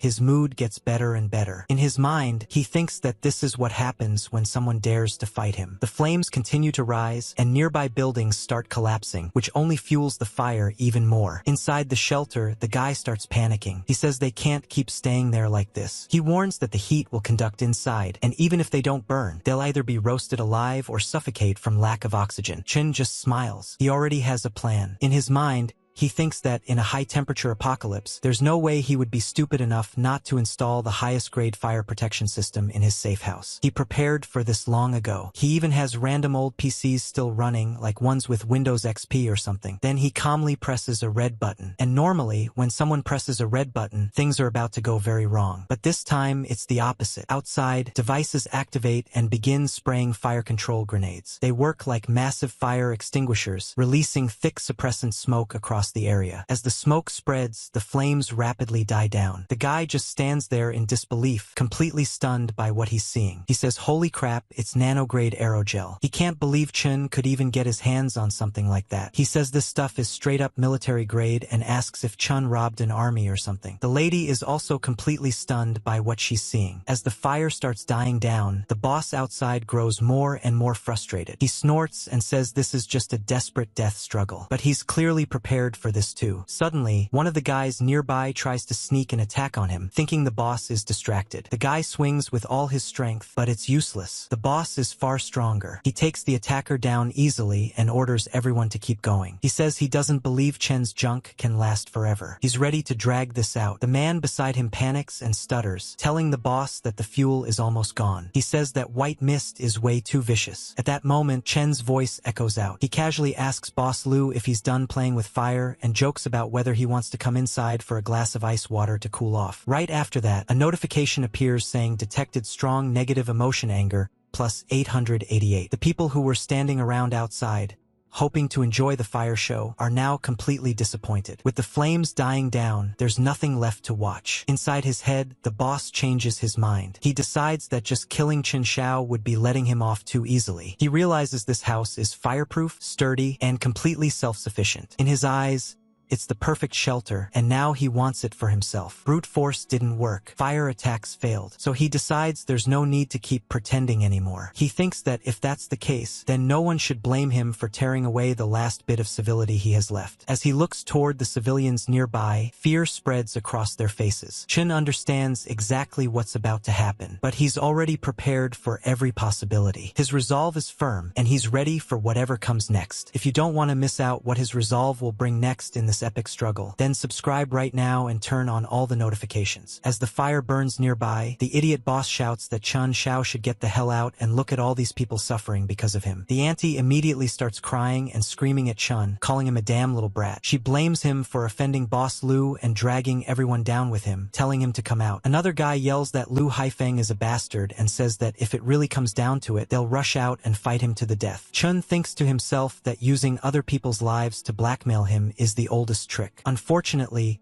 in this world, being soft-hearted is no different from committing suicide. Lu sneers and says that since Chun wants to hide like a coward, that's fine, and he'll start with this old thing instead. He grabs an elderly man who is trembling and crying in fear. At that moment, a voice shouts that Lu Haifeng will die a horrible death for doing this. When Chen hears that voice and sees what's happening, he immediately recognizes it as Grandpa Wang. He remembers how this old man once brought him water and told him to survive, saying that as long as he was alive, there would always be hope. That memory finally sparks real anger in Chun. He turns and tells Mu Kong to stay inside and protect Yu, saying he's going to settle the score with Boss Lu. The others look at him in shock, but they also understand. As Chun walks out into the sea of flames, he calmly tells Lu Haifeng that whatever grievances exist are strictly between the two of them and have nothing to do with anyone else. Lu is still gripping the old man by the collar, a torch burning in his hand. After hearing Chen's words, he throws the old man aside and mocks Chun, saying he's finally willing to crawl out of his turtle shell. He asks if Chun wants to play the hero. He then lays out his conditions, telling Chun to pay back the money, hand over the water, and leave his life behind, and maybe he'll consider letting the others go. Chun responds coldly and says he has no interest in playing the hero. The two of them stare at each other intensely. Then Chun raises his hand and points straight ahead. He says that fighting and killing are boring and only damage one's karma. He adds that he heard Lu started out running a casino, so why not settle this the way Lu is best at? He proposes a bet. Chun says that if Lu wins, everything he owns will belong to him. But if Chun wins,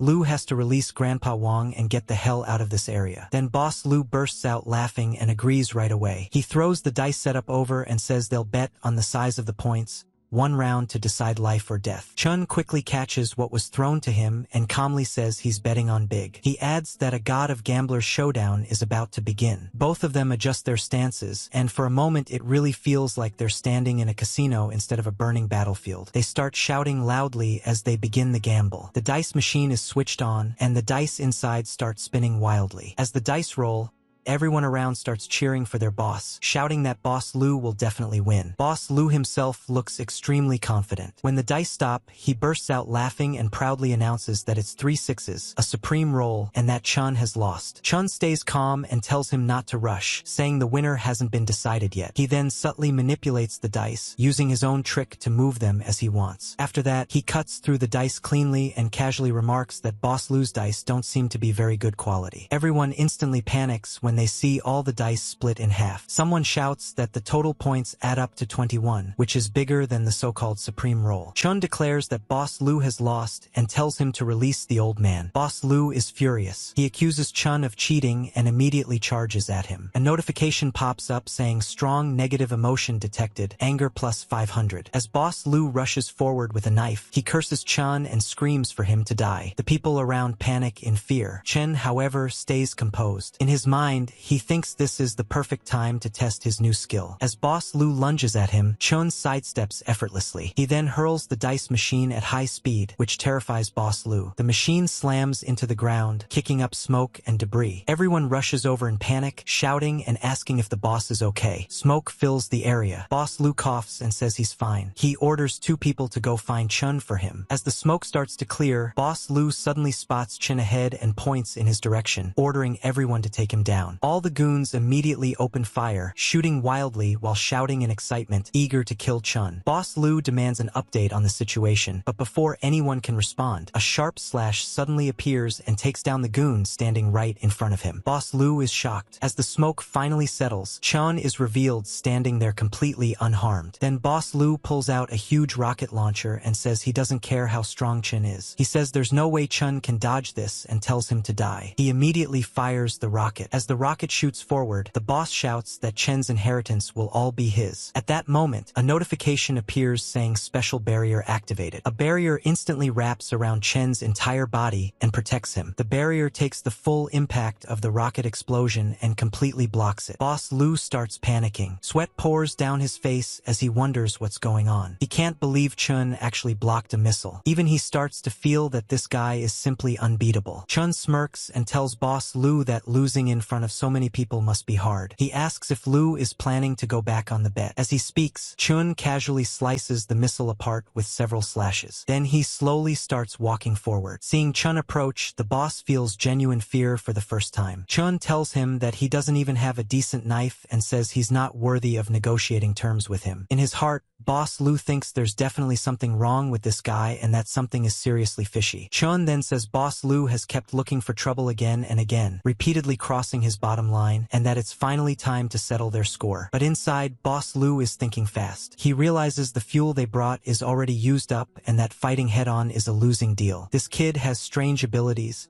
and his safe house is basically a gold mine. He decides it would be better to recruit Chen Xiao and earn back all his losses with interest. So even though he hates doing this, he forces a smile onto his face. With sparkling eyes and a fake friendly expression, he says that it's all a misunderstanding. He says they can be considered friends who got to know each other through a fight and asks Chun how about they make a deal. Boss Lu continues and tells Chen Xiao to listen to him. He says that killing him would only leave blood on Chen's hands and gain him nothing. He adds that in this world, human life is cheap, but he himself can help Chen survive and live better. He then brings up that he has a batch of medicine, all antibiotics like penicillin and cephalosporin. He asks if Chun understands how precious those things are right now. He explains that even a small infected wound can take a life. He offers to let Chun off the hook if Chun spares him, saying he'll split that batch of medicine with him. Chun Xiao listens carefully and then admits that in times like these, antibiotics really are hard currency. He tells Boss Lu honestly that he doesn't just have this one room and that the things he stored are far more than Lu could imagine. Hearing this, Boss Lu is shocked. He immediately points out that Chun only has food and water, and without medicine, even one illness could be fatal. He suggests cooperation and says that batch of medicine is stored in an abandoned factory in the West District, and only he knows the password. Chun stares at him coldly for a moment and then agrees, saying that tonight's matter ends here. He even puts his arm around Boss Lu's shoulder in a seemingly friendly gesture. Boss Lu hurriedly agrees, saying yes, it ends here and that it's good the misunderstanding has been cleared up. Chen Xiao then tells him to go ahead for now and says they'll talk about the details another day. Boss Lu begins to leave. His underlings look confused and call out to him, wanting to know what happened. Boss Lu simply tells them to go, and they all start walking away together. Chen Xiao keeps a sharp eye on them as they leave. When they're far enough away, he quietly mutters that a password alone can't stop him, and that even without it, he can open the door. He then turns back to the people still standing there, especially Grandpa Wang, and reassures him that it's okay now and that everyone has left. As Chun speaks to Grandpa Wang, the lady nearby can barely hold herself together. She's panicking, frustrated, and mostly overwhelmed by fear, with her status clearly showing fear plus 100. Grandpa Wang thanks Chun over and over. He says Chun saved his life and that if Chun ever needs him in the future, he should just ask. He admits he's old and can't fight anymore, but he can still help plant seedlings or do chores. Chen Xiao gently tells Grandpa Wang that he understands his intentions and asks him to go back, lock his door, and rest well. As the moon hangs overhead and the heat keeps rising even at night, everyone finally retreats indoors. While walking back, one guy in the group mutters that Chen Xiao scared him half to death earlier. Up ahead, Boss Lu is walking with them. He sneers and says that Chen Xiao is just some reckless youngster. He scoffs at the idea of really splitting the medicine and says that talk of cooperation was nothing but a stalling tactic. He explains that he only wanted to stabilize Chen first. Once he figures out how to get his hands on Chen's supplies, he'll deal with him properly. He adds that if Chen thinks he can fight him, then he's still far too green. Hearing this, the underlings immediately start flattering him. One of them says the boss is wise. Another echoes the same thing and adds that Chun Xiao dares to fight Boss Lu, and he probably won't live more than 3 days. Boss Lu's expression turns serious. He says that something is definitely wrong with Chun Xiao. Even artillery shells couldn't get close to him, which makes no sense. He orders Pineapple Head to spend the next few days investigating Chun Xiao carefully. But before he can say anything more, something suddenly strikes him hard and knocks him to the ground. The underlings are instantly terrified. One of them shouts to run. Another screams, asking if there's a ghost or something. None of them can believe what just happened. In their panic, they all scatter and flee, leaving Boss Lu lying alone on the ground. On a nearby building, a figure stands quietly with one hand extended. It's Chun Xiao. He calmly says goodbye to Boss Lu forever. Later that night, a loud announcement echoes everywhere. It declares an emergency notification, saying the global high-temperature phenomenon is completely out of control. Multiple climate tipping points have been breached, and the ecosystem is on the verge of collapse. Authorities formally suggest that residents make a choice based on their situation. One option is to migrate north to the temporary shelters established by the government. The other option is to stay put and wait for rescue. The announcement repeats that this is not a drill. Chun Xiao listens and thinks it through. He says going north to that so-called Pure Land will soon turn into a new purgatory. Waiting for rescue is an even bigger fantasy. In his mind, he knows the real nightmare has only just begun. As he thinks about the monsters, he calmly reflects. He thinks that before long, heat-resistant mutant beasts will start devouring everything created by civilization. He also knows that awakened humans will appear and form factions, fighting over resources and killing each other. He realizes that what he needs to do isn't just guard this safe house. He wants to turn it into the final fortress for survival in the apocalypse. Outside, many people are already starving. Someone shouts that they're starving to death and that their homes have burned down to nothing, asking what about Chun Xiao. Another person yells that Chun Xiao is occupying such a big, sturdy fortress all by himself, enjoying food, drinks, and air conditioning. Anger keeps building among the crowd. One man starts pounding on the door and shouts for Chun Xiao to come out. He blames Chun for refusing to help earlier and says that because of that, everyone ended up like this. He demands an explanation. Others follow up, saying they've already decided that Chun must share the safe house. They claim everyone should take turns living there for collective survival, smirking as they say it. Inside, Chun Xiao doesn't react at all. He listens to some relaxing music while calmly doing household chores, completely at ease. He even takes a picture of the nice meal he prepared and posts it, casually scrolling through the comments afterward. As he looks at the reactions, status notifications pop up showing jealousy plus 150, anger plus 130, and despair plus 95. Chun Xiao looks at the comments and thinks that incompetent fury is the cheapest emotion in the apocalypse. Outside, the crowd can only shout, curse, and throw things to vent their frustration. Some even smash their own phones. One man throws his phone away and curses, saying that since Chun refused a toast, he'll be forced to drink a forfeit, and swears he'll definitely take Chun down. Meanwhile, Chun Xiao thinks about the abandoned factory in the West District and decides he'll go scout the route first. But the moment he steps out, people start throwing things at him. Among the flying debris, a machete suddenly comes straight toward him. As Chun Xiao dodges the objects flying straight at him, he sees a few people charging toward him, shouting that if he doesn't give up the house today, they'll cripple him. But the moment they see Chun Xiao moving straight at them, they're stunned. Chun Xiao grabs one guy's attacking hand and twists it hard, forcing the weapon to fall out. The man can't believe how fast Chun Xiao is. Another guy tries to attack from behind, but Chun Xiao dodges that too. After disarming the first guy, Chun Xiao now has the weapon in his own hand. Just then, another man sees his chance and rushes in to attack. As the guy winds up, Chun Xiao stares at him coldly and unleashes a series of rapid slashes, one after another. In an instant, all the attackers are down on the ground. One of the fallen men trembles and says that Chun Xiao actually dared to attack people in broad daylight, with so many witnesses watching. A notification pops up showing fear plus 1,000. Chun Xiao calmly responds that taking them down would just dirty his hands, so there's no way he'll do that. Hearing this only makes the people on the ground feel even more humiliated. As Chun Xiao walks away, he thinks that finishing them off directly would be letting them off too easily. In this weather, with wound infections, ulcers, and sepsis, they'll slowly rot in pain within a few days. Later, at the West District factory, which is sealed shut even during the daytime, Chun notices a surveillance camera. He immediately cuts it down, destroying it along with some nearby equipment. He slips inside and quietly looks around. Soon, he starts coughing and realizes it's poison gas. He curses and understands that this is a trap and that he's in real trouble now. Suddenly, he senses notices other people nearby. One of them rushes over wearing a mask and quickly injects Chen Xiao with something, shocking him. The masked man calmly says that the young man should feel a bit better now. He explains that although the nerve gas isn't fatal,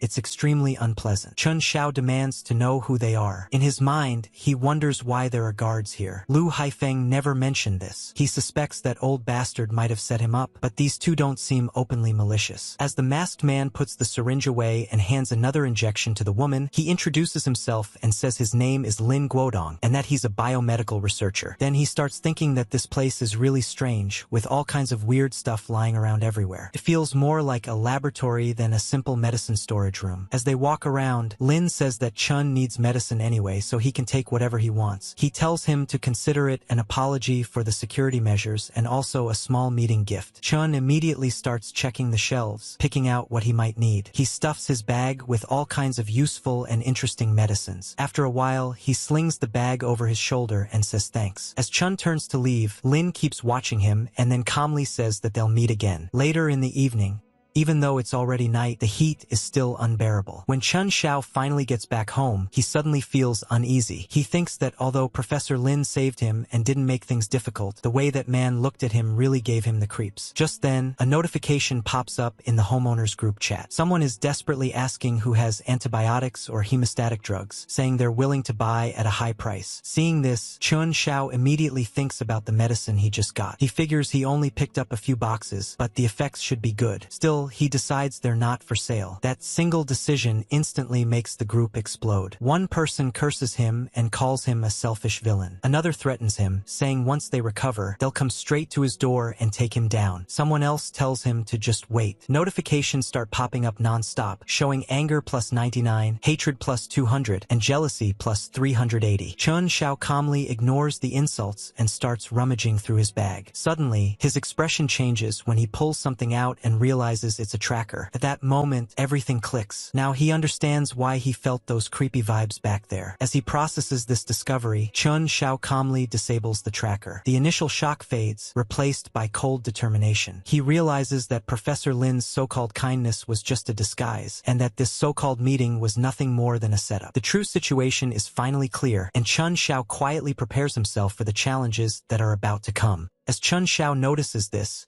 he's completely shocked. He wonders who put the tracker in his bag and when they even managed to do it. But instead of panicking, he decides if someone wants to play a tracking game with him, then fine, he'll play along too. So, in true big brain fashion, he attaches the tracker to a random cat. Now the cat just starts roaming around to all its usual spots like it owns the city rent-free. Meanwhile, the person tracking him watches the movement pattern on the computer and gets completely confused. The tracker starts zigzagging everywhere like the GPS itself drank 5 energy drinks. He wonders what on earth Chen Xiao is even doing. Then suddenly, someone in terrible condition sends a message asking if anybody has medicine, anti-inflammatories, or fever reducers because his brother is in really bad shape. He says people can't just refuse to save the dying. Right after that, another lady carrying a child begs everyone for clean water. She says her child hasn't had water for 2 days and asks if any kind-hearted person can spare even a little. She even offers to trade her treasured picture books and says everything is negotiable. Jan immediately says it's the sympathy-baiting act again. He explains that in the past, she used the exact same trick to get a ton of benefits from people. Chen Xiao agrees and says it's the same old performance all over again. But then Chen Xiao reads another message, and this one is directly aimed at him. The message says Chen Xiao stockpiled so many supplies just to take them into his coffin. It accuses him of pretending to be dead while a child is supposedly dying of thirst. The sender calls him cold-blooded, selfish, irresponsible, and even says he deserves to stay single forever.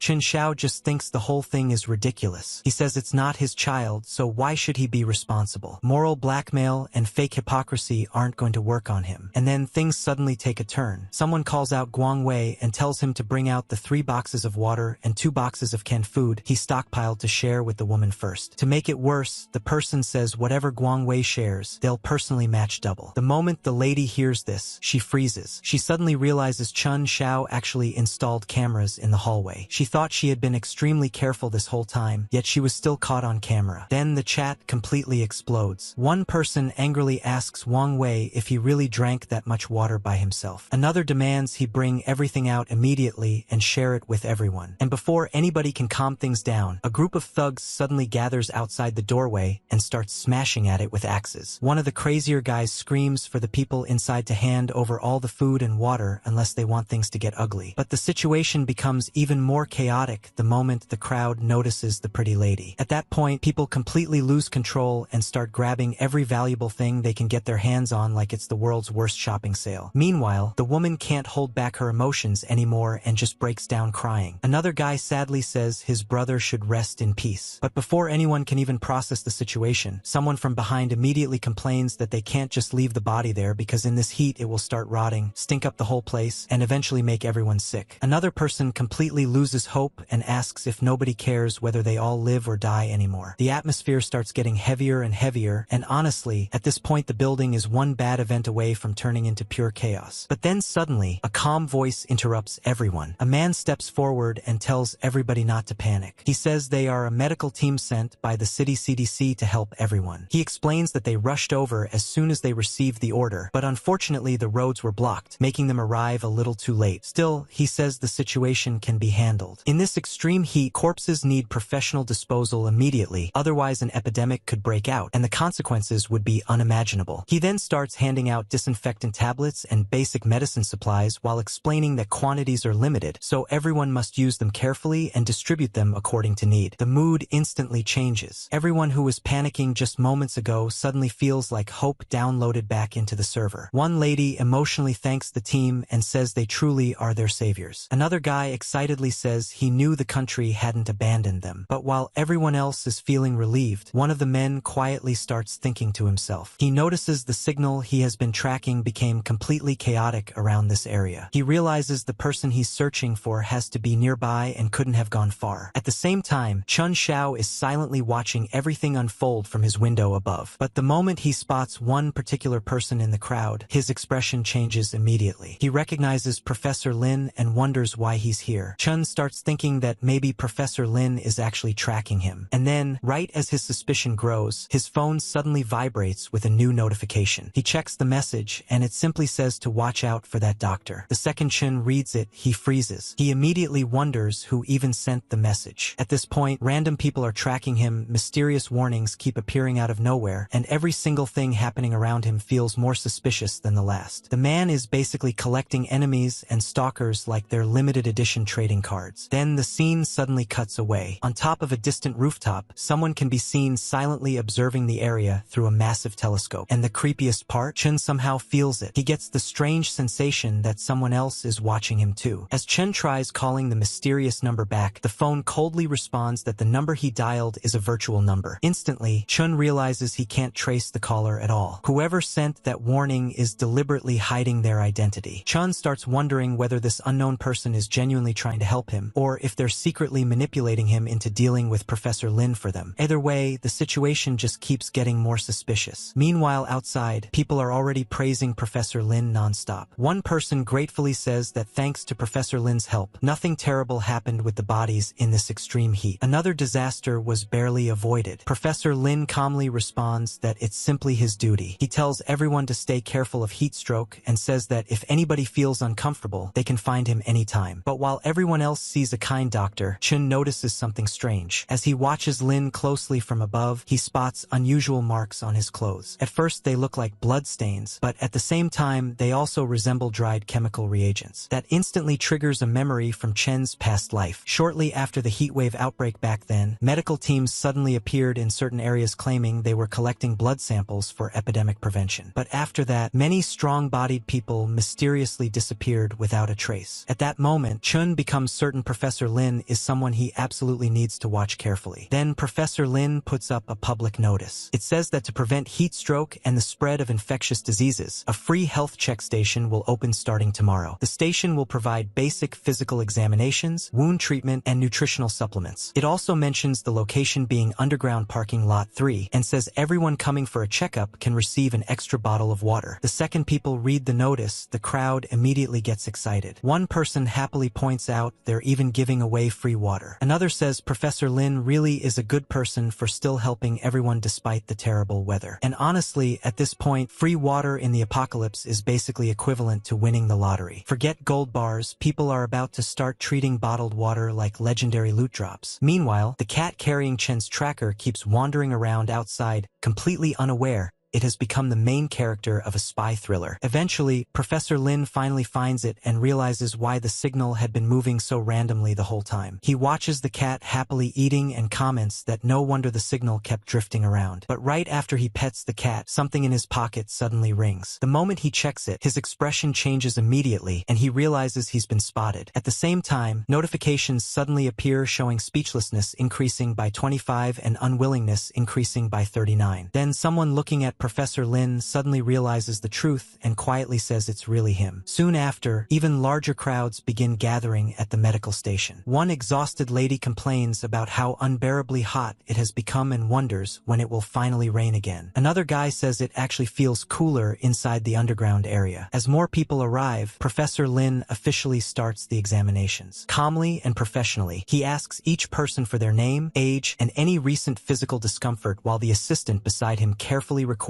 everything down. One elderly man introduces himself as Chunde, 76 years old. He says he hasn't experienced any recent discomfort, though his blood pressure has always been high. As Chen Xiao secretly watches everything from above, he notices something that immediately raises another red flag. Along with the health checkups, Professor Lin's team is also drawing blood from people. One man nervously asks why blood samples are necessary too, but Professor Lin calmly reassures him that it's only a routine examination and tells him not to worry. Hearing that, Chun becomes even more suspicious. He starts wondering what Professor Lin is really trying to do here, because at this point, every routine check feels less like healthcare and more like the opening scene of a disaster movie. Then suddenly, another desperate voice cuts through the crowd. A man rushes over begging Professor Lin to save his injured brother, explaining that the wound has already become infected. Professor Lin immediately hands over a bottle and explains that it's a new type of broad-spectrum enhancer that can speed up healing and resist infection. He calmly tells the injured man to rest for a few days and says he should recover soon. The man gratefully thanks Professor Lin, believing he's been saved. But Chun keeps observing carefully, and something about the entire situation just feels wrong to him. Even Professor Lin himself seems to be paying unusually close attention after giving out the medicine. Later, as the injured man and his companion head back, Chun quietly follows them from a distance to see what happens next. At first, everything seems normal, but then the injured guy suddenly starts acting strange. His friend immediately notices something is wrong and asks if he's okay. The man says his bones feel like they're burning from the inside. He says it hurts badly, and then things instantly go from suspicious to absolutely terrifying. The man's arm suddenly begins mutating right in front of them. Veins bulge out violently, his muscles twist unnaturally, and he starts screaming in agony as some horrifying transformation begins taking over his body. His friend panics and keeps asking what's happening to him. But before he can react further, the transformed man suddenly grabs him by the collar and lifts him off the ground like he weighs nothing. The terrified friend stammers that he's his boss and begs him to calm down. He reminds him that they know each other and asks if he's lost his mind. But then the mutated man suddenly snaps back with pure rage in his voice. He asks why his boss didn't remember their relationship back when he shoved him forward to block a knife for him before. That one line instantly changes the entire mood of the scene. Suddenly, it's not just a monster transformation anymore. Now there's betrayal, revenge, and years of resentment exploding out at the same time. Then, with terrifying strength, the mutated man throws his boss away like trash. Right after that,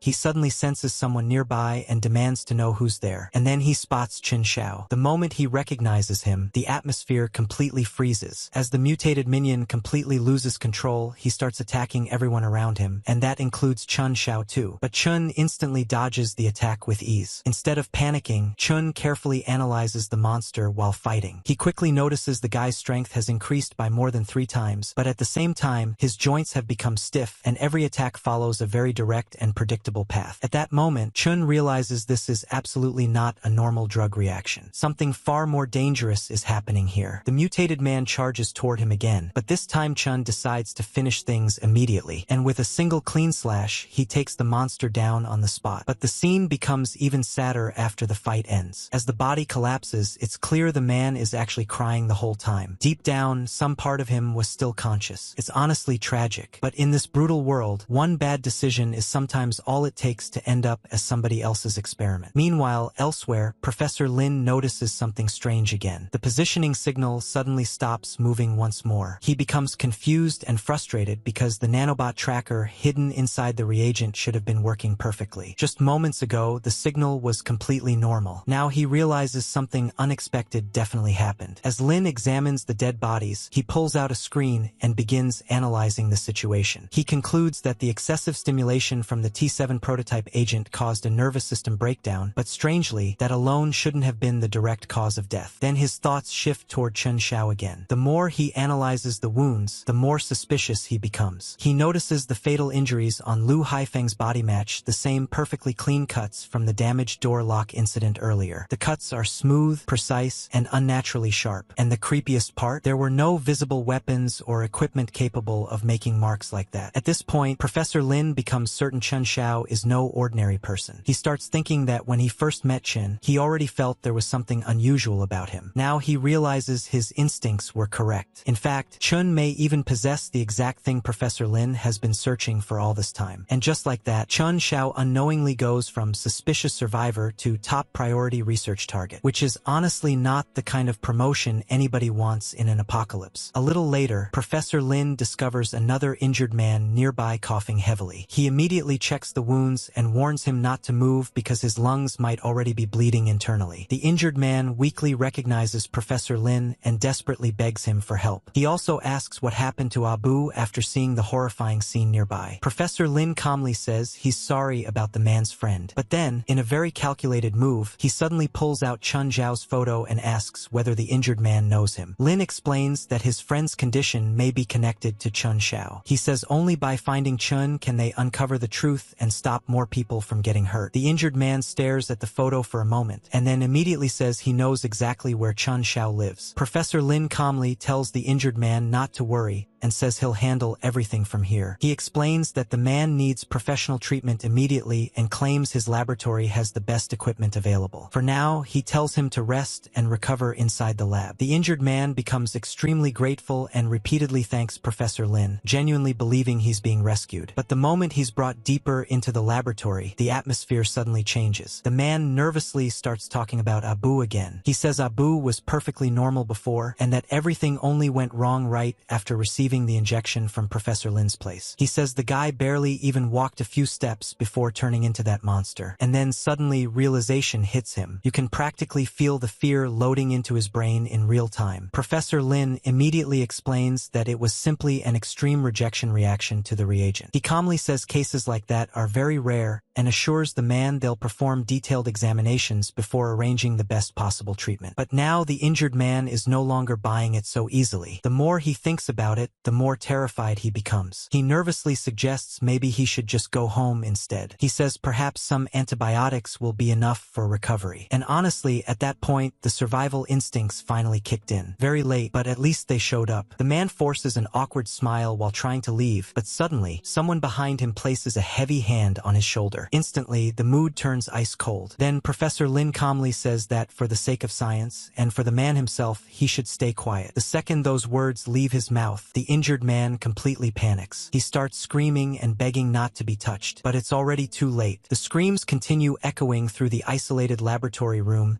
as whatever horrifying experiment they're running begins behind closed doors. Meanwhile, Chen Xiao is secretly nearby, hearing everything unfold. And the more he listens, the more certain he becomes that Professor Lin Guodong is hiding something terrifying. Chen starts wondering what Lin's true goal really is, because this no longer feels like medical treatment at all. It feels like human experimentation disguised as rescue work. And then suddenly, one of the nearby monitors flickers on. Professor Lin's face appears on the screen. Looking directly toward Chen's hiding place, he calmly asks if this is Chen Xiao, and then says he wants to have a chat. Professor Lin calmly tells Chen Xiao that he really does live there after all. He apologizes for disturbing him so late at night and casually comments about the weather, saying it's incredibly hot outside and so cloudy that you can't even see the stars properly anymore. Chen Xiao responds by asking why Professor Lin is looking for him this late. Lin says he heard Chen lived there, so he decided to personally come visit him. The moment Chen hears that, he immediately realizes Professor Lin reached his door doorstep even faster than expected. But instead of avoiding him, Chun decides to meet him face-to-face since Lin came on his own initiative anyway. Deep down, Chun honestly didn't expect their next meeting to happen this soon. Later that night, inside Qin Zhao's heavily secured safe house, Professor Lin quietly looks around the living room while analyzing every detail. He points out how unusual the house is. Double-layer insulated glass, an independent water circulation system, and all kinds of reinforced modifications make it look less like a normal apartment and more like a fully prepared apocalyptic bunker. Lin then directly asks if Chun somehow knew the extreme heatwave was coming long before everyone else. Chun casually replies that it was just some renovation package he grabbed during a Double 11 sale the previous year. He jokes that the contractor guaranteed it would last 50 years, and at the time he thought the guy was completely bluffing. Turns out the contractor might actually have been a prophet. That line instantly makes the conversation feel lighter for a second, but the tension underneath never disappears. Professor Lin smiles slightly and says that's interesting, but then immediately shifts the topic towards something much darker. He tells Chun Xiao that Abu is dead. Then he mentions Lu Haifeng died earlier as well. Lin explains that he personally examined both bodies and discovered something disturbing. Both victims had their cervical vertebrae severed instantly with unbelievably smooth cuts, almost like laser surgery. According to Lin, ordinary knives couldn't create wounds like that. Even military-grade weapons would struggle to leave such perfectly precise marks. He then subtly wonders whether both murders were committed using the same weapon. Chun Xiao stays completely calm and casually responds that if Professor Lin ever discovers what kind of weapon it is, he should recommend it to him too. Professor Lin immediately asks what Chun would even need something like that for. Without missing a beat, Chun says it would obviously be for cutting steak. He explains that in this insane heat, meat becomes tough too quickly, so a really sharp knife would come in handy. That response visibly catches Professor Lin off guard. A notification even pops up showing speechlessness increasing again. At this point, the conversation honestly feels less like two people talking and more like two chess grandmasters politely threatening each other over tea. After staring at Chun for a while longer, Professor Lin continues speaking seriously. He says that no matter what, both victims were most likely killed by the same person, and whoever did it had extremely professional skills. Definitely not an ordinary individual. Chun calmly replies that maybe those people simply had bad luck and provoked something they shouldn't have. Then Professor Lin quietly drops another line that instantly changes the atmosphere again. He says he heard both of the dead men happened to have conflicts with Chun Xiao before they died. Chun Xiao immediately laughs it off and tells Professor Lin he really knows how to joke around. He says he's just an ordinary person, so how could he possibly have the kind of abilities Lin is hinting at? But then Chun suddenly turns the conversation around. He points out that Professor Lin showed up at his house this late at night carrying a medical kit, then jokingly asks if Lin thinks he's about to die too. At the same time, Chun quietly drops another important question. He says he never remembers giving Professor Lin his address, so how exactly did he find this place? Professor Lin calmly pulls out a photo and says Chun should recognize this person. He explains that the man was the one who told him where Chun lived. The moment Chun sees the picture, he instantly realizes it's Jiang Chong. Chun immediately asks where Jiang Chong is now. Lin explains that Jiang Chong was seriously injured and he's currently treating him. Chun then asks how Jiang Chong is doing. But deep down, Chun already knows Jiang Chong's fate is probably worse than death at this point. Falling into Professor Lin's hands is basically the apocalypse equivalent of clicking accept cookies without reading anything first. Professor Lin calmly explains that Jiang Chong is currently adapting to a new treatment under high temperature conditions. According to him, the human body is beginning to evolve, and Jiang Chong is simply evolving faster than everyone else. The second Chun hears that explanation, alarm bells instantly start going off in his head. He immediately suspects Professor Lin is conducting human experiments. So Chun directly asks what Professor Lin's real purpose is for coming here tonight. And right as the tension reaches its peak, the scene suddenly cuts back to Jiang Chong. Inside the laboratory, Jiang Chong suddenly wakes up and completely loses control. He starts violently smashing equipment around him while alarms begin flashing everywhere. Notifications rapidly appear showing his vital signs fluctuating violently, with one of the indicators turning bright red. Then another warning reveals his genetic mutation rate has already reached 37%. Meanwhile, Professor Lin calmly explains that the injection is an immune enhancer he personally developed. He claims it can resist various pathogens caused by the extreme heat and insists it has no side effects. The funniest part is Chun Xiao immediately looks at the liquid and casually comments that it looks exactly like blueberry soda. Then he asks whether he's supposed to shake it before drinking it. Professor Lin just silently stares at him while another speechlessness notification appears again. At this point, Chun Xiao is mentally mentally farming emotional damage points from this man nonstop. Then Professor Lin finally drops the act entirely. He openly tells Chun that he already knows Chun is not an ordinary person. He explains that the high temperatures will only continue getting worse, the world itself is changing, and the survival rate for normal humans will eventually fall below 10%. But according to Lin, certain people will evolve. Chun immediately fires back by asking whether that evolution is supposed to look like what happened to Jiang Chong. Professor Lin calmly responds that sacrifices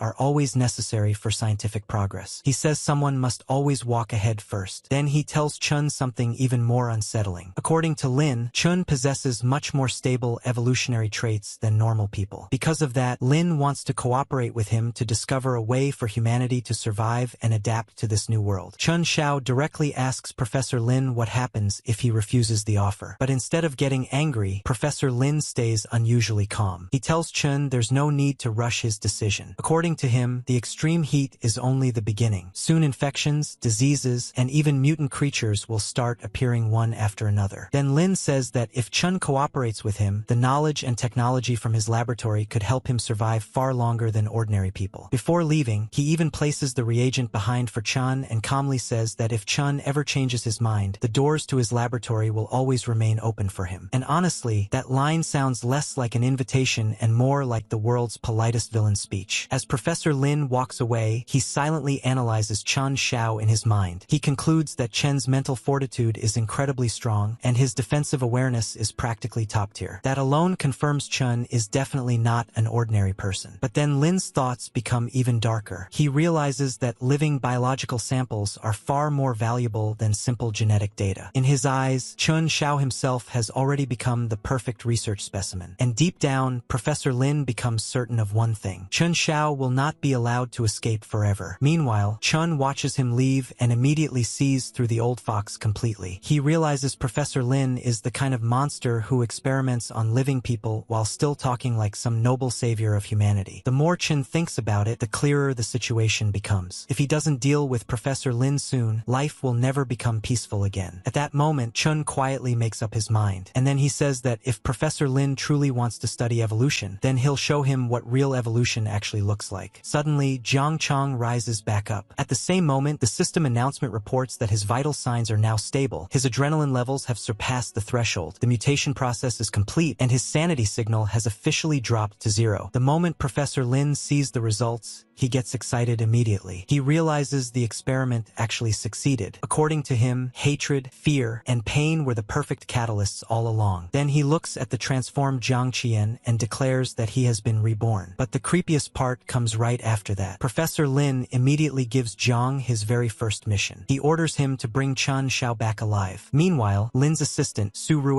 is clearly disturbed by everything happening in front of her. She quietly questions whether using living humans to create monsters is really the human evolution Professor Lin always talked about. Professor Lin then asks her how it feels to participate in an experiment for the first time since joining his laboratory. But Su Rue honestly says she feels terrible. She directly points out that this is human experimentation and says they've already crossed every ethical line possible. Professor Lin immediately shuts that idea down. He coldly says ethics are meaningless once the apocalypse arrives. According to him, morality becomes a luxury in a dying world. He insists that Jiang Qian's sacrifice could create a future where more people survive. And just like that, the man officially goes from questionable scientist to definitely becoming the final boss later. Then Professor Lin personally presses the release button himself. The containment doors open, and Jiang Qian is finally unleashed. Once again, Lin gives the same order. Bring Chun Xiao back alive. The second he's released, Jiang instantly starts moving like a wild beast. He charges through the city, leaping from rooftop to rooftop with terrifying speed,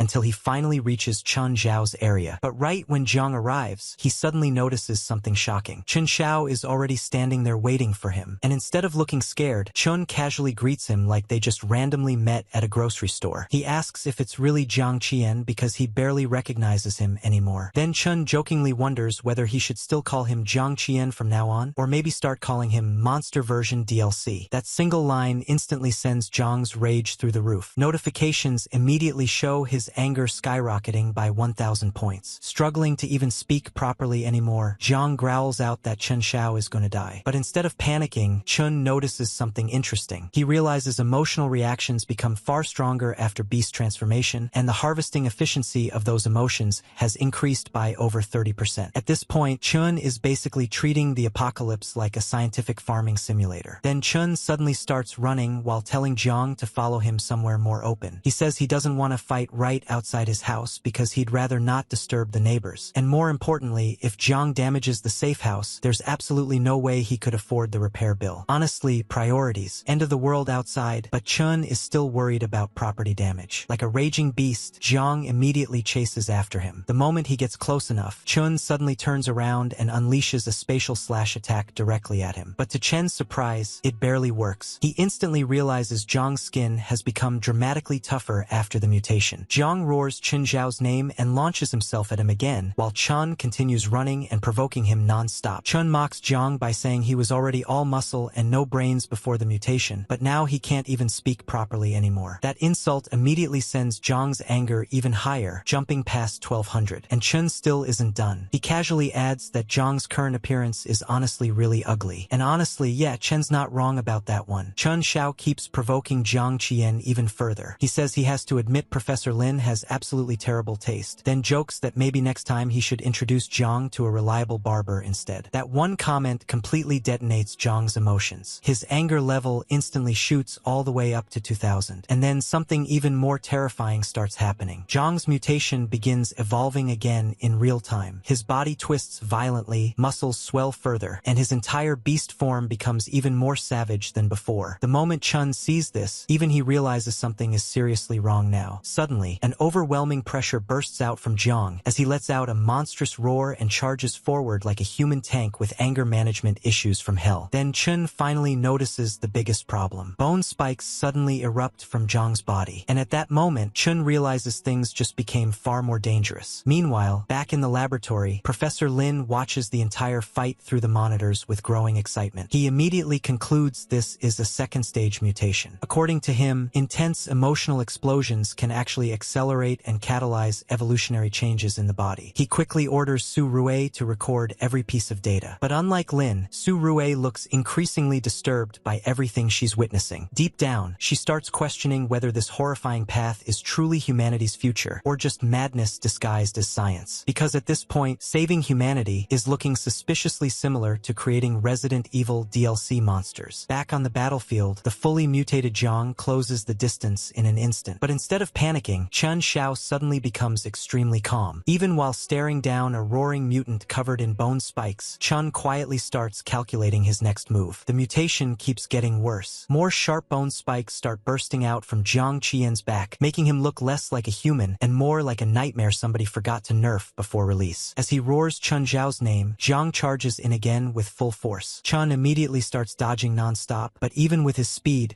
he can't avoid every attack forever. Some of the strikes still manage to graze him. At the same time, a notification suddenly appears warning that the special cut skill has already reached 87% synchronization, while the target's energy fluctuations are continuing to rise rapidly. Chun realizes he only needs a little more, so naturally he decides to make Jiang even angrier. Chun mocks him by asking if growing a few extra bones suddenly made him think he's some kind of hedgehog now. That single insult immediately sends Jiang's anger skyrocketing again. Another 1,000 points of rage. Another 1,000 points of humiliation. At this point, Jiang is genuinely losing the last fragments of sanity he still had left. But Chun keeps going. He reminds Jiang how back in the old district, at least he had the guts to swing steel pipes at people himself. Now, after taking a few injections and mutating a little, he suddenly thinks he's some unbeatable monster. Then Chun lands the most brutal line yet. He says no matter what powers Jiang gets, he's still just a dog obeying whatever nonsense Professor Lin feeds him. That absolutely breaks him. Fury spikes by another 1,700 instantly. Meanwhile, Professor Lin is practically thrilled while watching the entire fight unfold through the monitors. He excitedly observes that Zhang's emotional peak has already crossed the critical point, and his bone density keeps increasing further. Lin even starts praising Chen Xiao for helping stimulate Zhang's evolution more effectively than the laboratory itself. At this point, Chen Xiao unintentionally became the apocalypse version of an anger-farming speedrunner. Professor Lin keeps urging Zhang to get even angrier because he wants to see the limits of the mutation. But Su Rue looks more disturbed than ever. Watching the situation spiral completely out of control, she quietly wonders what Chen Xiao is really trying to do. Then suddenly, Zhang's body begins overflowing with violent energy. The pressure exploding from him starts tearing through the surrounding area as he completely descends into madness. But even now, Chen remains calm. He keeps dodging while casually asking if that's really all Zhang can do. Then he taunts him again and tells him to come at him harder if he actually has the guts. That final provocation pushes Zhang's fury all the way to 2800. And then suddenly, the system notification Chen has been waiting for finally appears. Negative emotions have officially reached the upper limit of 30,000. A new evolution becomes available. Spatial Rift, Annihilation. The system asks whether he wants to evolve immediately. Chen instantly accepts, and in the very next moment, everything changes. Using the newly evolved Spatial Rift Annihilation ability, Chen unleashes a terrifying attack that cleanly tears apart part of Zhang's body. Zhang immediately collapses, screaming in agony, desperately crying out about his hand being gone. Meanwhile, Chen calmly walks closer for another strike, like this is just another Tuesday for him now. Then, while staring directly toward the surveillance devices, Chen casually mocks Professor Lin too. He says the doctor's precious test subject really isn't that impressive and suggests sending someone stronger next time. Back in the laboratory, Professor Lin is furious at first and shouts Chen Zhao's name angrily. But then, he suddenly starts laughing instead. The more he watches Chen, the more obsessed he becomes. Professor Lin admits Chen Xiao truly is different from everyone else. And while smiling like a complete mad scientist, he promises that sooner or later, he will capture him. As Jiang Chong falls to the ground defeated, Chen Xiao walks up to him and says that seeing how pitiful he looks, he'll send him on his way himself. Then he casually adds, "You're welcome." But suddenly,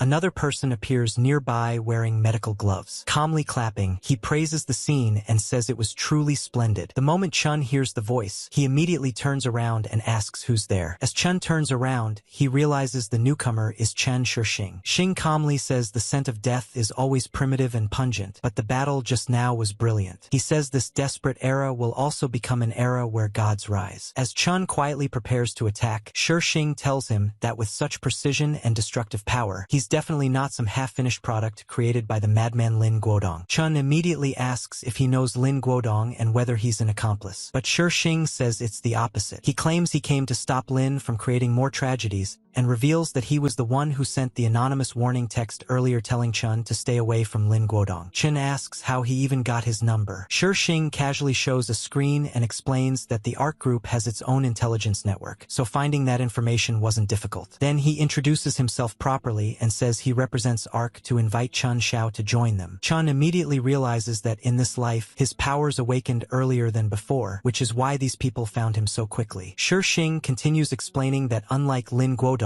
ARC doesn't create twisted mutations by overdrawing human life. Instead, they focus on evolving people while maintaining rationality and appearance. Chen asks what ARC even is. Shixing explains that ARC is an organization searching for awakened individuals. They believe the world is about to undergo massive change, and only true elites will survive the new era. According to him, Chen clearly possesses that qualification. He tells Chen they can make him stronger without turning him into some ugly monster. He says they can help him maintain his reason, control his power, transcend ordinary humans, and walk the true path toward becoming a god. Chen immediately responds by asking if Shixing is just another scam artist. That answer visibly catches Shixing off guard, and before he can react further, Chen suddenly launches an attack toward him. Shixing is clearly surprised, but Chen casually apologizes and says his hand slipped. Then he bluntly says he hates people trying to arrange his life for him, whether it's a lunatic like Lin Guodong or hypocrites pretending to be humanity's humanity's elite, he refuses to choose either side. Chun says he only walks his own path. He's used to surviving alone, doesn't need anyone teaching him how to live, and definitely has no interest in joining the ARC group. Instead of getting angry, Shing smiles slightly and says Chun has character. In fact, he says he appreciates him even more now. But before leaving, Shing gives one final warning. He says that in a collapsing world, growing stronger alone may keep Chun alive for a while, but not forever. As Shing leaves using his shadow-like ability, he tells Chun Xiao that when he finally realizes the limits of one person's power, the doors of the Ark will always remain open for him. Then he disappears into the darkness almost instantly. As Chun watches him leave, several notifications suddenly appear. Disdain from Chan Shing plus 99, speechlessness plus 55, surprise plus 66, and apprehension plus 50. Chun finds it interesting because Shing looked extremely calm the entire time, yet he still produced a surprising amount of negative emotion. Then Chun quietly thinks that if there truly is a limit to power, he'll simply break through it himself. But before worrying about that, Chun decides there's one thing he needs to handle first: Lin Guodong. And now, it's finally time to settle things with him. Inside an abandoned building, Chan Xiao carefully moves forward and soon discovers countless horrifying experimental subjects hidden inside. The moment he sees them, he immediately realizes this is one of Lin Guodong's secret laboratories. Looking around at the twisted experiments, Chun thinks the whole place is disgusting and deserves to be burned down before it creates even more tragedies. But suddenly, Lin Guodong appears and calmly welcomes Chun, saying he knew Chun would eventually come. According to Lin, someone as perfect as Chun could never willingly live an ordinary life forever. Lin then mentions Jiang Chong's defeat and says that although he died, his death was worthwhile because it successfully brought Chun here. He asks whether Chun has finally thought things through and if he's ready to dedicate himself to humanity's great evolution. Chun is immediately disgusted by everything he hears. Lin continues ranting about rational evolution, controlled evolution, and humanity's future. He even mocks Chun Shing and the ARC group, calling them hypocrites pretending to act like gods. According to Lin, every step of human progress has always been built on sacrifices, bloodshed, and corpses. He insists Chen's ability is a gift that shouldn't be wasted on ordinary mortal concerns. But Chen honestly could not care less. He bluntly asks Lin if he's finally done talking because humanity's progress has nothing to do with him. Chen says he has zero interest in Lin's twisted ideals or experiments. Then Chen's power slowly begins building up around him as he calmly says that since Lin disturbed his peaceful life, the only thing left to do now is make him disappear. But Lin simply smirks and pulls out a remote control. He says Chun is still too young and naive. If he dared invite Chun here personally, then naturally he already prepared a way to keep him trapped. Lin also reminds Chun that after his battle against Jiang Chong, his stamina should already be heavily depleted. He tells Chun it would be smarter to obediently stay by his side instead of suffering unnecessary pain later. Chun coldly asks what happens if he refuses. The moment Chun says that, Lin presses the button. Instantly, explosions erupt around the building, shattering glass everywhere. Then, as the smoke clears and Chun opens his eyes again, countless mutated monsters similar to Jiang Chong begin emerging from all directions, roaring toward him. Lin calmly orders Chun to become his next test subject while the monsters rush forward together. But Chan immediately starts fighting back, unleashing spatial slashes one after another and cutting through the creatures as they attack him non-stop. Even while battling, Lin keeps trying to persuade him, telling Chun to stay there because he can make him even stronger. But Chun mocks him, saying Lin really thinks a few brainless monsters are enough to stop him. Still, deep down, Chun realizes his stamina is dropping rapidly after fighting wave after wave of mutants. And because of that, he knows he needs to end this battle quickly. Then Chun Xiao starts condensing his spatial slashing power directly into his hands like a blade and begins cutting through all the monsters around him one after another. Even though the non-stop fighting starts draining his stamina, he still manages to wipe out every last creature in the room. After the final monster falls, Chun looks at Professor Lin and mockingly says he thought Lin was actually capable of something. Chun points out that Lin really believed 3 monsters would be enough to keep him trapped there. Then he says Professor Lin is the truly naive one and that he wasted 40 or 50 years of his life for nothing. With that, Chun slowly walks toward him and coldly says it's over now and that he'll personally send him on his way. For the first time, Professor Lin finally looks genuinely shaken. He collapses to his knees coughing heavily, but even then, he still starts laughing. Lin tells Chun that even if he kills him now, it won't change anything because all the mutation reagent data has already been sent out. According to him, the seeds have already been planted, and this world is only going to become more chaotic and interesting from now on. Even while dying, the man still sounds like somebody announcing a season finale teaser. Chun is briefly caught off guard by those words, but Lin continues speaking and warns Chun that in his his current injured state, he probably won't even make it home alive. But right at that moment, another voice suddenly appears nearby. Chun instantly turns alert and realizes it's Su Rue, Professor Lin's assistant. Before Chun can react further, Su Rue quickly tells him not to be nervous because she means no harm. She explains that she brought repair fluid capable of quickly stopping bleeding and stabilizing injuries. However, the moment she tries handing it over, Chun immediately becomes cautious. After everything that happened with Lin Guodong, there's no way he can trust anything related to that laboratory so easily. Chun looks at Su Rue suspiciously while she explains that the medicine is safe. She warns him that if he doesn't use it soon, the wound could get infected very quickly. Chun immediately asks why he should trust her. After all, Lin Guodong just died, and now she suddenly appears offering medicine. To him, the timing feels way too suspicious. Su Rue calmly says it's normal for him not to trust her, but then she tells him there are some things he may still need. She says if he still has the strength, he can follow her. Then she leads him into a large storage room. Inside, Su Rue explains that Lin Guodong predicted long ago the extreme heat would never go away. Everything stored there was secretly prepared for himself. According to her, Lin always claimed he was dedicating himself to science, but in reality, he feared death more than anyone else. Now that Lin is dead, she says he no longer needs any of it. She tells Chun to take whatever he wants and consider it an apology on Lin Guodong's behalf. Chun then asks if she's planning to leave. Su Rue explains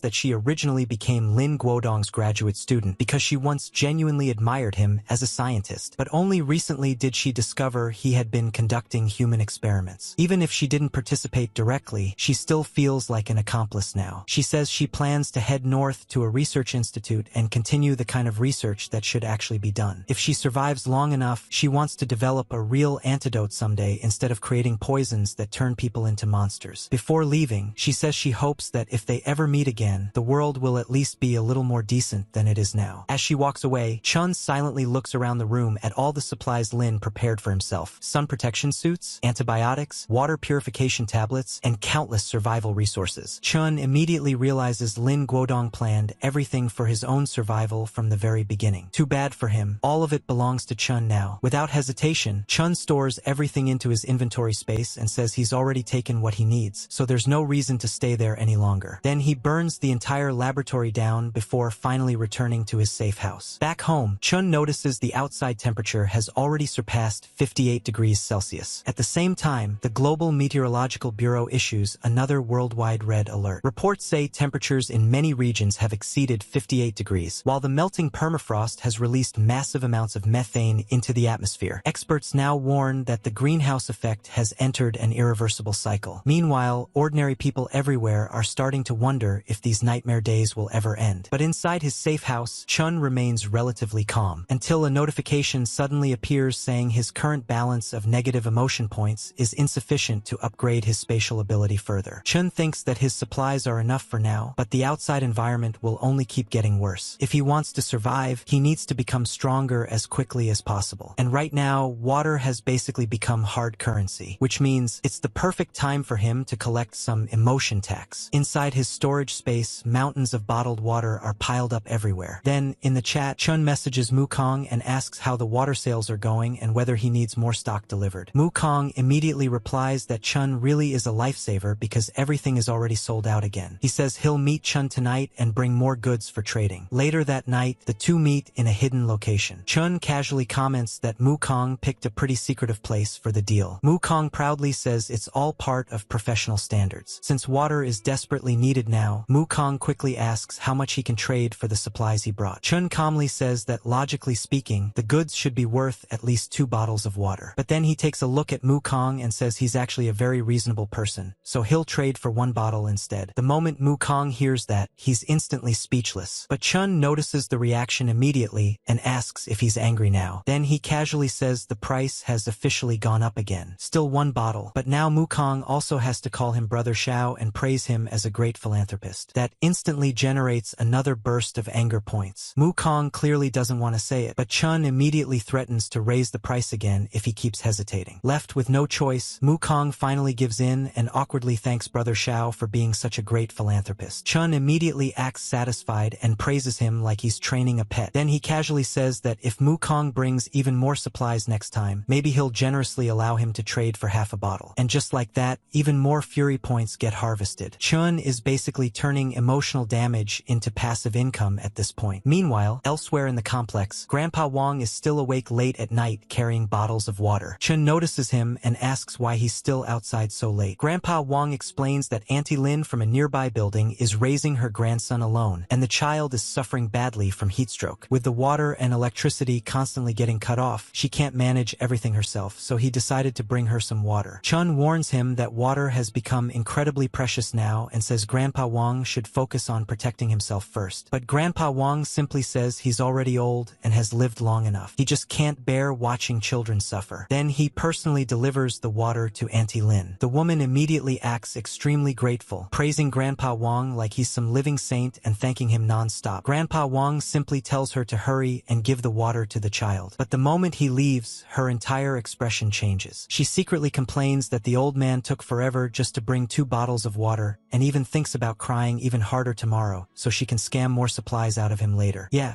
Turns out the real survival skill in the apocalypse might just be shameless acting. Then she walks into another room where a man named Mr. Zhao is waiting. He asks why she's still up so late. The woman immediately hands over the water and calmly says it's today's offering. Mukong suddenly looks worried while checking his phone. Chun notices immediately and asks what's wrong. Mukong shows him a message saying the trade has been cancelled. Chun is surprised because this is already the 3rd canceled deal in a row. Mukong says it's not normal anymore and feels like someone is deliberately targeting them. And right at that moment, a group of people suddenly appears nearby pointing directly at Chen Xiao. Holding a bottle of water, Chun casually asks if they're looking for him. The group instantly gets aggressive. One of them accuses Chun of illegally selling water in private, while another angrily agrees beside him. Then their leader steps forward dramatically and declares that Chun is corrupting people with evil things like commercial bottled water and says his sins are extremely serious. Chun immediately fires back by asking if commercial water is evil, then what exactly are they drinking instead? That line instantly embarrasses the entire group. Some of them angrily shout back, asking how Chun dares accuse them of drinking piss. The leader quickly regains composure and introduces them as believers of the Clearwater Society. According to him,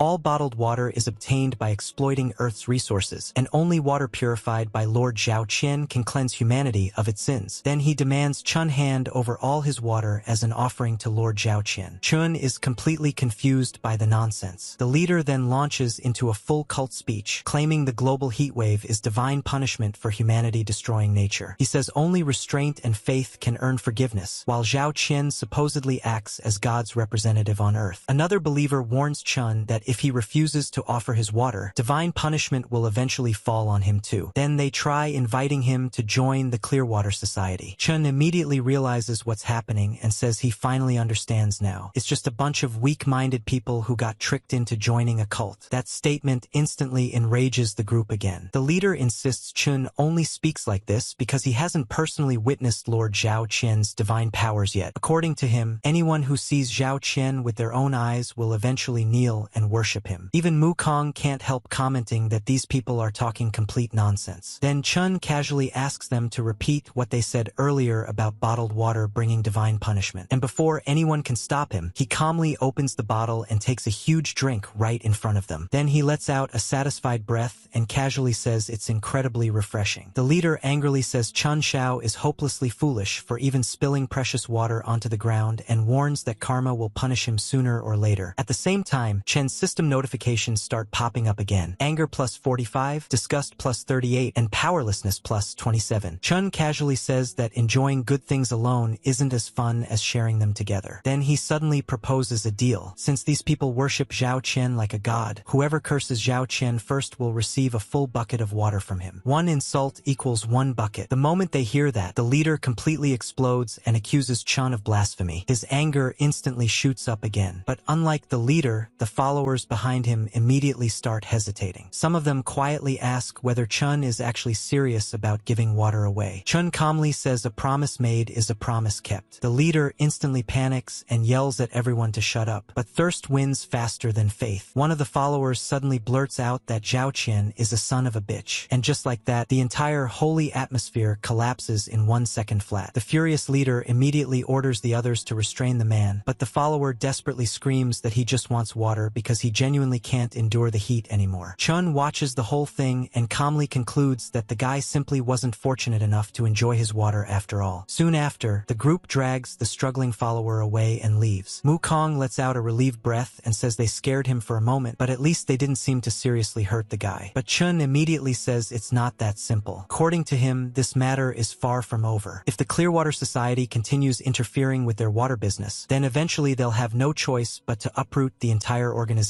completely. Still, Chun realizes simply killing them by force would create even bigger backlash among desperate survivors. After all, he still needs people around to keep farming negative emotions. So instead, Chun decides to first investigate what kind of person Zhao Qian truly is. Later, Chun secretly observes one of the Clearwater Society gatherings. Inside, he sees Zhao Qian dramatically pouring water over a woman suffering from heat stroke, while everyone watches in awe. And somehow, after only a tiny amount of water touches her, the woman immediately starts recovering and standing back up. The surrounding believers instantly become even more fanatical. They praise Zhao Qian nonstop and swear they'll follow him forever. Watching everything carefully from the shadows, Chun starts thinking something feels very wrong here. Either that woman was planted there beforehand as part of the act, or Zhao Qian might actually be one of the awakened. One woman gratefully kneels before Zhao Qian and says she can never repay his life-saving kindness. She even begs to stay by his side and serve him forever. Zhao Qian immediately puts on a holy act and says God remembers everyone willing to dedicate themselves, while greedy people will eventually be punished. According to him, the heatwave apocalypse is God's way of filtering humanity, and only true believers deserve to survive. Then he tells everyone to hand over their impure water so he can purify it for them. And unbelievably, people actually start giving him their water. At that moment, one of the followers suddenly notices Chan Shao nearby and angrily says impure people aren't allowed inside. But instead of arguing, Chen instantly switches into acting mode. He pretends to panic and says he was blind before. He says the outside world is getting hotter every day, water is disappearing, and he's terrified of dying like a dog. Then, right in front of everyone, he dramatically begs God to save him and says he's willing to hand over all his dirty water. The second Chen reveals the huge amount of bottled water he brought. The entire crowd gets shocked. Even Zhao Qian himself pauses for a moment. Then he calmly says he's heard of Chun Shao before, and that Chen's sins are indeed very serious. However, since Chun is supposedly willing to repent, God is naturally willing to forgive a lost soul. But while pretending to submit, Chun is secretly analyzing everything. He realizes Zhao Qian is taking away almost all of these people's water,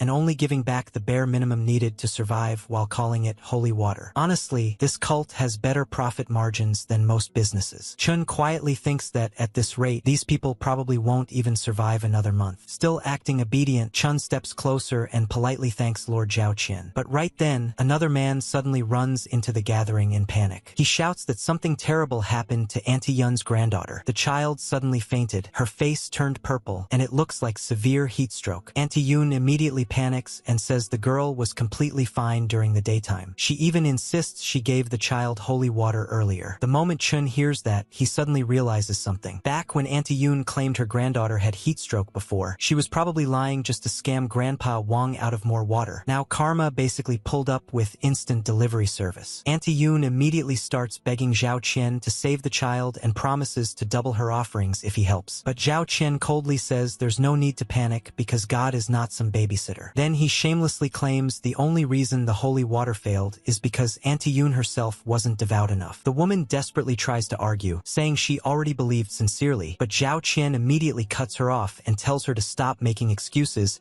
and reflect on herself properly instead. Then, in front of everyone, Zhao Qian confidently announces that tomorrow at noon, he will perform a true miracle for everyone to witness with their own eyes. Another follower gratefully thanks Lord Zhao Qian, while Chan Shao silently keeps observing everything around him. A nearby member then hands Chun an armband and tells him to put it on. From now on, he officially belongs to the Clearwater Society. Since Chun donated so much water, Lord Zhao Qian is willing to forgive his past sins, but he should never forget them. Chun casually agrees and puts on the band without resistance. But internally, he's already laughing at all of them. What these people don't realize is that Chun secretly installed transmitters inside the water containers before bringing them over. And now, the tracking signal is leading him straight to the real storage area. Using his spatial ability, Chun quietly slips deeper inside and secretly opens opens a hidden door. Behind it, he discovers a massive stockpile filled with useful supplies and bottled water. At that moment, Chun immediately understands the truth. There is no such thing as holy water. The entire Clearwater Society is just a giant scam operation. But before he can investigate further, he suddenly hears voices nearby. A weak woman nervously calls out to Zhao Qian, but before she can finish speaking, Zhao Qian immediately starts beating her angrily. He scolds her for acting too sickly earlier while pretending to be a recovered patient in front of the crowd. According to him, her performance wasn't convincing enough at all. The woman apologizes and explains that using her ability drains too much of her physical energy. The moment Chun hears the word ability, everything clicks together instantly. Zhao Qian curses her uselessly and reminds her not to forget who dragged her out of hell in the first place. And right there, Chun finally understands the entire trick. That woman is the real awakened one. Zhao Qian is simply exploiting her power to fake miracles and manipulate desperate people into worshipping him. As the woman quietly agrees with Zhao Qian again, Chun suddenly smiles to himself, because now he's just thought of something very interesting. That night, Chun Shao secretly approaches the weakened woman and tosses a bottle beside her. Startled, she immediately asks who he is. Chun simply tells her to drink it first. If she survives the night, she'll naturally learn his identity later. The next day, huge crowds gather again around Zhao Qian and the woman as another miracle ceremony begins. Sitting proudly in front of everyone, Zhao Qian declares that as long as people keep faith in God, even the scorching heat of the sun cannot harm God's messenger. And thanks to the woman secretly using her awakened ability again, the crowd genuinely starts believing him. People begin crying emotionally, convinced they're witnessing a real miracle. Watching from the back, Chun immediately realizes it's exactly the trick he suspected. Zhao Qian is simply using the awakened woman's supernatural ability to deceive desperate survivors. But then Chun starts wondering something else. What if her ability can be interfered with using spatial power? The moment that idea appears, Chun quietly activates his ability. Almost instantly, the woman's expression changes. She suddenly realizes someone is interfering with her power remotely. At the same time, Zhao Qian immediately starts feeling the brutal heat himself. His calm expression collapses instantly, and he angrily demands to know what the woman is doing. Panicking, she explains that someone is secretly disrupting her ability, and she can no longer maintain the effect on him from such a distance. But Zhao Qian doesn't care at all. He orders her to stand directly beside him because no matter what happens, the miracle must continue in front of the crowd. The woman immediately realizes the problem. In this terrifying heat, with her weak physical condition, stepping fully outside would probably kill her within minutes. Meanwhile, hidden among the crowd, Chun quietly watches everything unfold and realizes the plan is already working perfectly. As Zhao Qian keeps screaming at her to hurry over, the woman finally snaps internally. Through tears and exhaustion, she suddenly thinks about killing Zhao Qian and taking control of the entire area herself instead. Then she secretly approaches Chun Shao from behind and tells him it's not too late for him to stand on her side instead. And without warning, she abandons Zhao Qian completely and walks straight toward Chun. Zhao Qian instantly explodes in rage, shouting at her and calling her trash while demanding to know where she thinks she's going. But she ignores him completely. Then, standing beside Chun, she suddenly embraces him. Chun is immediately surprised and jokingly asks if her attitude really changed that quickly. The woman then calmly reveals her awakened ability. She explains that she can forcibly accelerate heat dissipation from a target's body, rapidly transferring heat outward. Chun casually comments that it sounds like a pretty convenient power. But then the woman quietly reveals the terrifying second use of that same ability. Instead of dispersing heat from the whole body evenly, she can specifically force heat dissipation only from the target's head and heart. And when the heat leaves those areas too quickly, blood supply to the brain suddenly collapses. The moment she explains it, Chun instantly feels dizzy. And right then,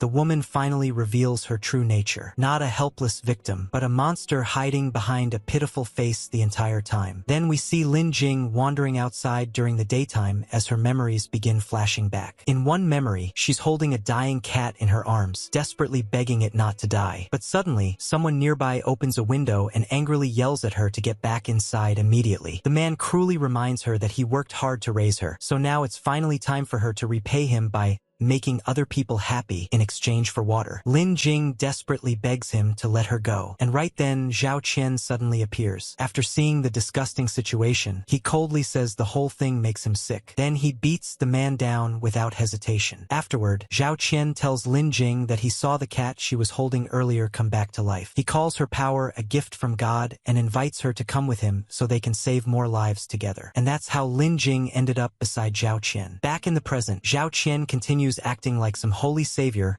while forcing people to kneel properly and show respect to Lord Zhao Qian. At that moment, Chun Shao suddenly makes his move. While kneeling, he instantly uses a slash attack to take one of Zhao Qian's men down. The crowd immediately panics and starts calling Chun a devil. But Chun stands up and coldly tells everyone these people were gangsters long before the apocalypse even started. Stealing water, arson, extortion, they already committed every crime imaginable before pretending to become holy messengers. He warns everyone that believing people like this will ruin their lives completely. Then Mu Kong arrives and throws out intel exposing Zhao Qian's gang. But even after seeing the evidence, many of the believers still refuse to accept reality. They insist Chun is lying. At that moment, another girl named Ling suddenly appears behind the crowd. The moment her aunt sees her, she becomes overjoyed and immediately says this proves Zhao Qian's miracle is real because Ling fully recovered after their devout prayers last night. Other believers immediately agree and demand Chun be subdued as a demon. But Ling suddenly snaps and asks whether everyone there has completely lost their minds. Even her own mother looks shocked hearing her speak like that. Then Ling directly points at Chun Shao and reveals the truth in front of everyone. She says the person who actually saved her wasn't Zhao Qian at all, but Chun Shao. According to her, Chun gave her an electrolyte drink and saved her life. Otherwise, she would have died in bed because of everyone's blind superstition. The crowd instantly falls silent. But before anyone can react properly, Zhao Qian suddenly lashes out in rage and attacks Lin Jing directly, screaming that she's trash who couldn't even properly endure a miracle. Chun saves her. Zhao Qian immediately realizes Chun Shao is awakened too. He figures out Chun must have used his ability earlier to block Lin Jing's power from affecting him. Chun calmly says it's finally time to end this entire farce once and for all. But instead of panicking, Zhao Qian suddenly starts laughing crazily. Then he pulls out an injection and stabs himself with it. As his body begins transforming violently, Chun instantly recognizes the substance. It's Lin Guodong's mutation reagent. The next second, Zhao Qian rushes at Chun at full speed while screaming that the immune enhancer cost him an absolute fortune. He roars that Chun should just go to hell already. The transformed Zhao Qian becomes dramatically faster and immediately tackles Chun straight off the building. As both of them start falling, Zhao Qian finally vents all the resentment he buried for years. He says that as someone from a poor rural village who fought his way into a prestigious university through pure studying, he could never compete against the academic elites and powerful insiders. According to him, his research was stolen, his youth was wasted, and he never had any chance to rise again. But then the high-temperature apocalypse arrived and reshuffled the entire world. For the first time, he finally saw an opportunity to stand above everyone else. And in his eyes, Chun Shao ruined that dream completely. So Zhao Qian screams that Chun deserves to die with him. But right at that critical moment, Chen's system suddenly activates again. A notification appears announcing a newly unlocked ability, Spatial Warp, and instantly Chun uses it. In the middle of the fall, Chun suddenly warps himself safely away while Zhao Qian continues plummeting downward alone. Zhao Qian can only stare in disbelief before crashing straight into the ground. Watching from above, Chun coldly thinks Zhao Qian was truly pathetic. And if Zhao Qian really wants to blame someone, then he should blame the fact that he chose the wrong person to provoke. As the crowd sees Chun Shao standing there alive, they immediately panic and start calling him an evil sorcerer and a demon. But Chun completely ignores them and calmly walks toward Lin Jing instead. After checking her condition, he realizes there's no bleeding and concludes she only fainted from exhaustion and shock. Then Chun pulls out a bottle of water. The moment the crowd sees that, they instantly start screaming that he's not allowed to save her because he's a demon. Even Auntie Yun loses control and blames Lin Jing for Zhao Qian's death, calling her a curse who bewitched him. But Chun coldly warns everyone not to block his path. Instead of backing down, the believers suddenly surround him together. Holding each other's hands, they start crazily chanting prayers non-stop about thanking God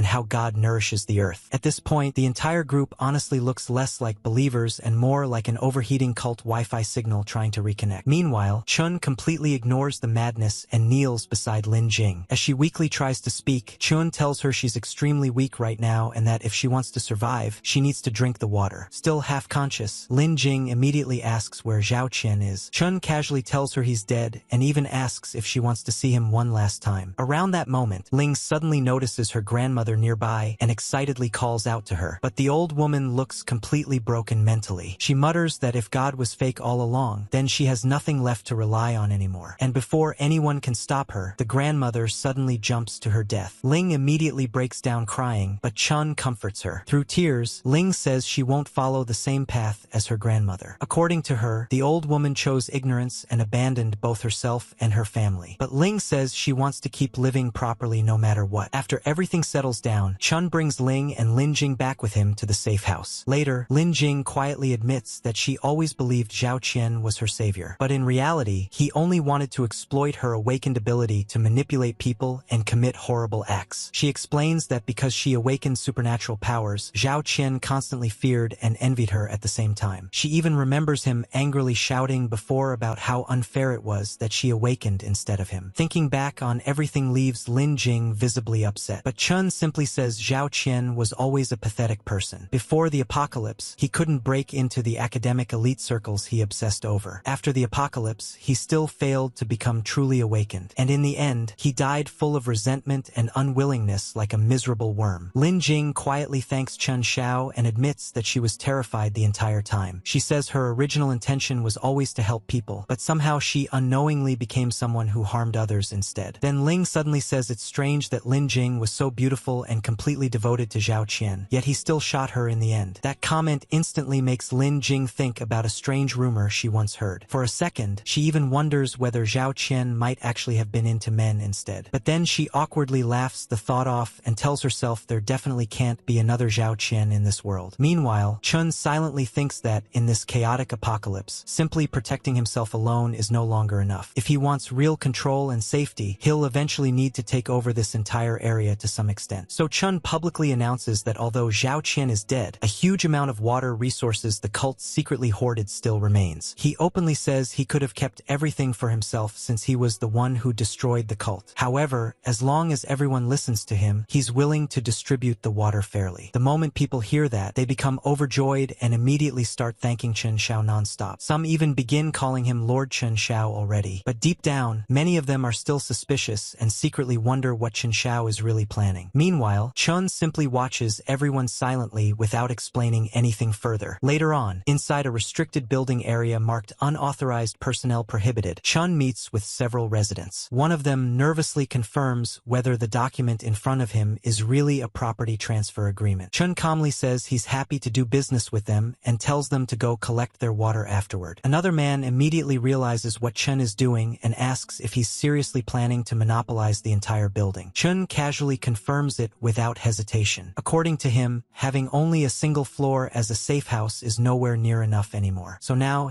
he plans to transform the entire building into a full-scale doomsday fortress. The man explains that in the previous life, the air temperature eventually reached 56 degrees while ground temperatures climbed all the way to 78. Everything became unbelievably terrible. Chun immediately realizes the situation is becoming even more dangerous than expected. He starts wondering how buildings themselves will even survive under temperatures like that. The man continues explaining that a second heat wave will arrive soon, and this next one will be even more brutal than the current disaster. According to him, the steel reinforcements inside high-rise buildings will begin softening, eventually causing entire structures to collapse. That's exactly why retrofitting the whole building has now become absolutely necessary. Fortunately, after everything that happened with Zhao Qian's cult, the residents around here already trust Chen Xiao. After carefully weighing the situation, they all agreed to move under his arrangements. At the same time, a news report suddenly announces that after 30 straight days of extreme heat, temperatures are finally expected to temporarily decrease. However, However, the report warns this relief may only be temporary, and the heat wave could rebound again soon. Citizens are advised to stay prepared. Chun immediately thinks they might as well remove the word may entirely because the next disaster is definitely coming. Still, at least everyone can finally breathe for a short while. Later, on Luochang Street, people begin walking outside again for the first time in ages. Everyone looks relieved just to experience slightly cooler weather. One woman even says it feels like she hasn't breathed fresh air in over a year. But while everyone else relaxes, Chun looks upward seriously and realizes he has to use this temporary break wisely. If he wants to survive the next heat wave, he needs to finish upgrading the building as quickly as possible. Meanwhile, nearby, Ling is casually eating chips while staying completely relaxed. Chun looks at her and bluntly asks when she plans to leave. Ling immediately jokes that he's trying to kick her out already. Then she casually points her finger and instantly zaps a massive mosquito nearby. Even she comments that the mosquitoes are becoming ridiculously huge now. Watching this, Chun silently realizes just how valuable her awakened ability actually is. Generators require huge amounts of diesel, while solar panels become inefficient under extreme heat, which means having an awakened capable of generating electricity is incredibly important. So after thinking it through, Chun finally tells Ling she can stay as long as she wants. Ling immediately looks satisfied with herself. A little later, Ling says she's going to check how Lin Jing is doing with moving into the building. Chun casually calls out to her, but then decides to follow along himself. Deep down, he knows Lin Jing's forced heat dissipation ability is extremely useful. Even though he invited her here partly for protection, another reason is that keeping her nearby makes it much easier for him to use her ability when needed. And just before leaving, Ling suddenly realizes she forgot to bring a housewarming gift. Meanwhile, Chun walks ahead by himself and knocks on Lin Jing's door. But after waiting for a moment, he realizes the door is actually unlocked. As he steps inside,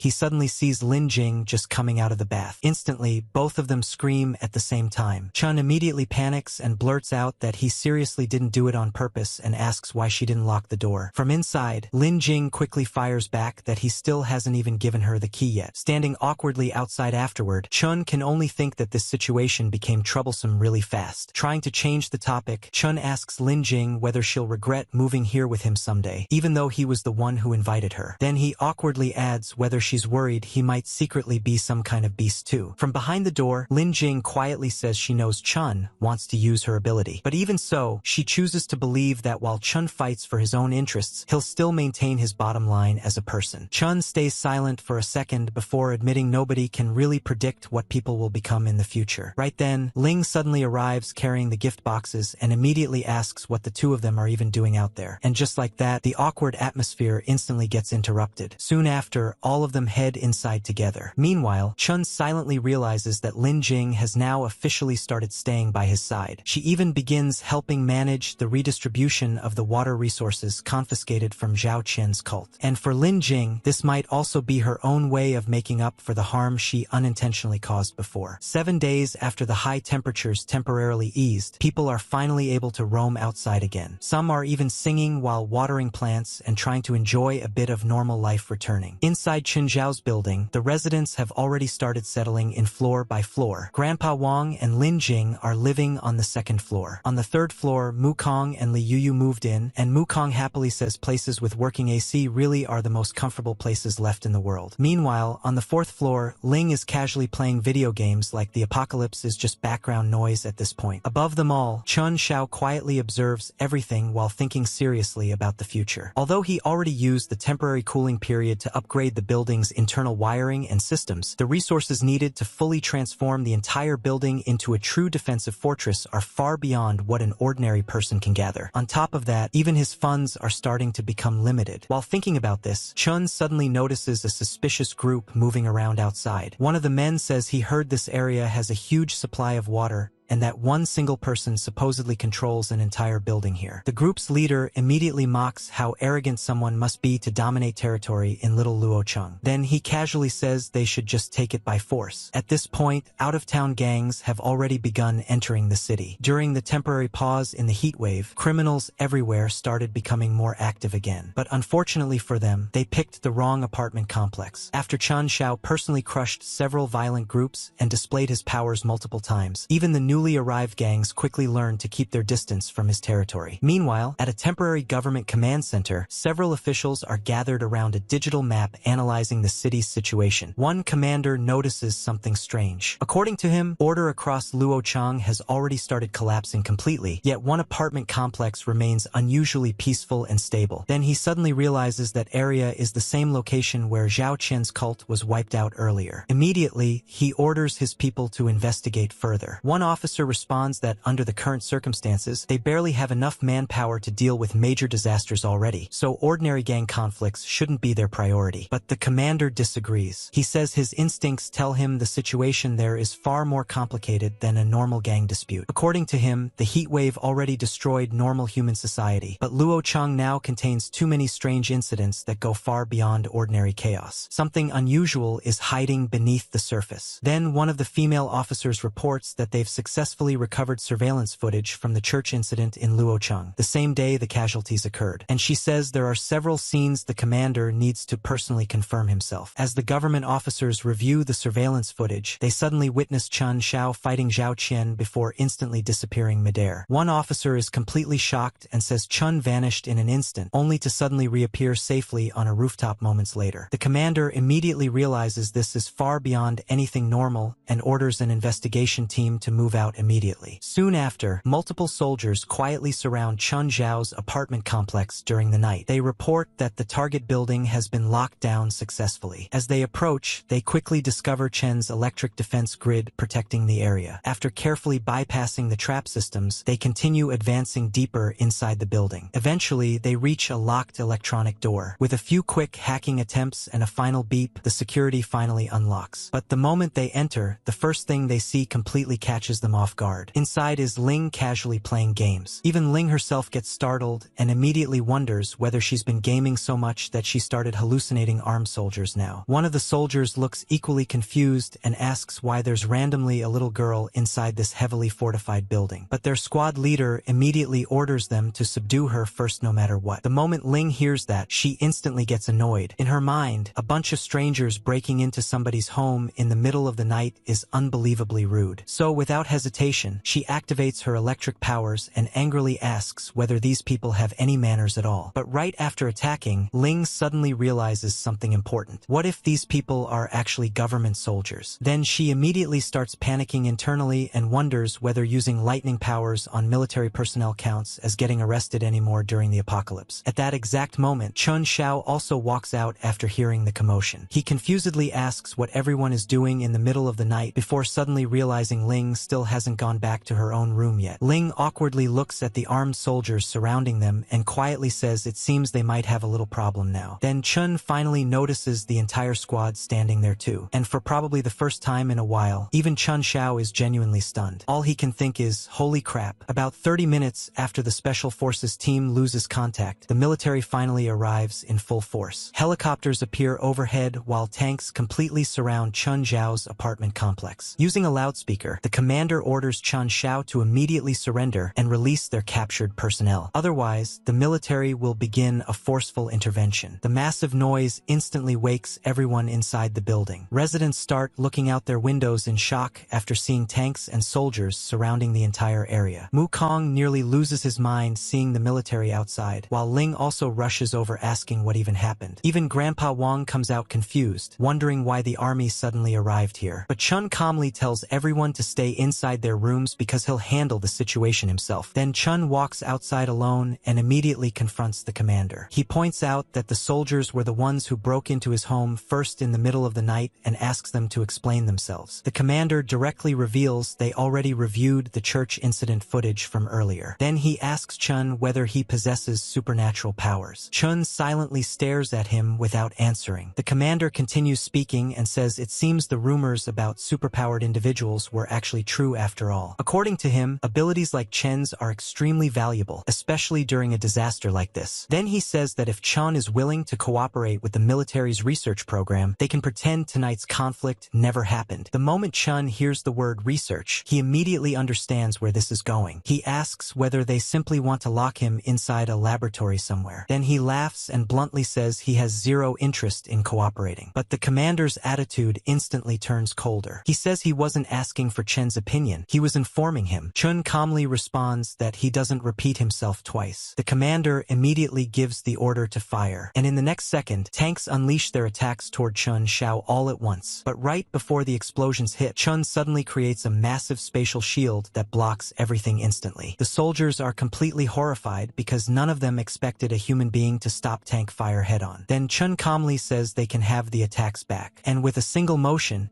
he redirects all the explosives straight back toward the military forces. Massive explosions erupt everywhere as even one of the helicopters gets blown out of the sky. The commander can barely believe what he's witnessing. He asks if this overwhelming defense is also part of Chen's powers. Chun coldly replies that next time, he won't just aim at their equipment. At that point, the commander finally realizes continuing the fight would be suicide, so he immediately announces their surrender. But before leaving, he gives Chun one final warning. According to the latest Meteorological Bureau report, the previous heat wave was only the beginning, and the next wave of extreme temperatures will be far more terrifying than anything humanity has experienced so far. Chun calmly says he already knew another catastrophic heat wave was coming. The commander then tells Chun Shao that when that time arrives, humanity will need people like him. In fact, humanity's survival itself might eventually depend on awakened individuals like Chun. But Chun immediately shuts down that idea. He says he's no saint and definitely not some great savior of humanity. According to him, anyone who interferes with his peaceful life or stops him from sleeping comfortably in his own bed will simply be eliminated. Then Chun bluntly adds that this world is about to become completely lawless anyway, so he has no reason to fear the military or anyone else anymore. The commander still looks like he wants to argue further, but Chun suddenly cuts him off first and asks what exactly he wants to say. After a brief pause, Chun finally says that if the military is willing to make a deal with him, then maybe he'll consider helping them a little in return. The commander immediately becomes serious. He says that as long as Chun is willing to cooperate with them, even temporarily for just a few days, the military is fully willing to negotiate. Then Chun finally reveals the condition he actually wants. He tells the commander to use military resources, manpower, and equipment to completely transform his apartment building into a true doomsday fortress. If you want more, comment right now.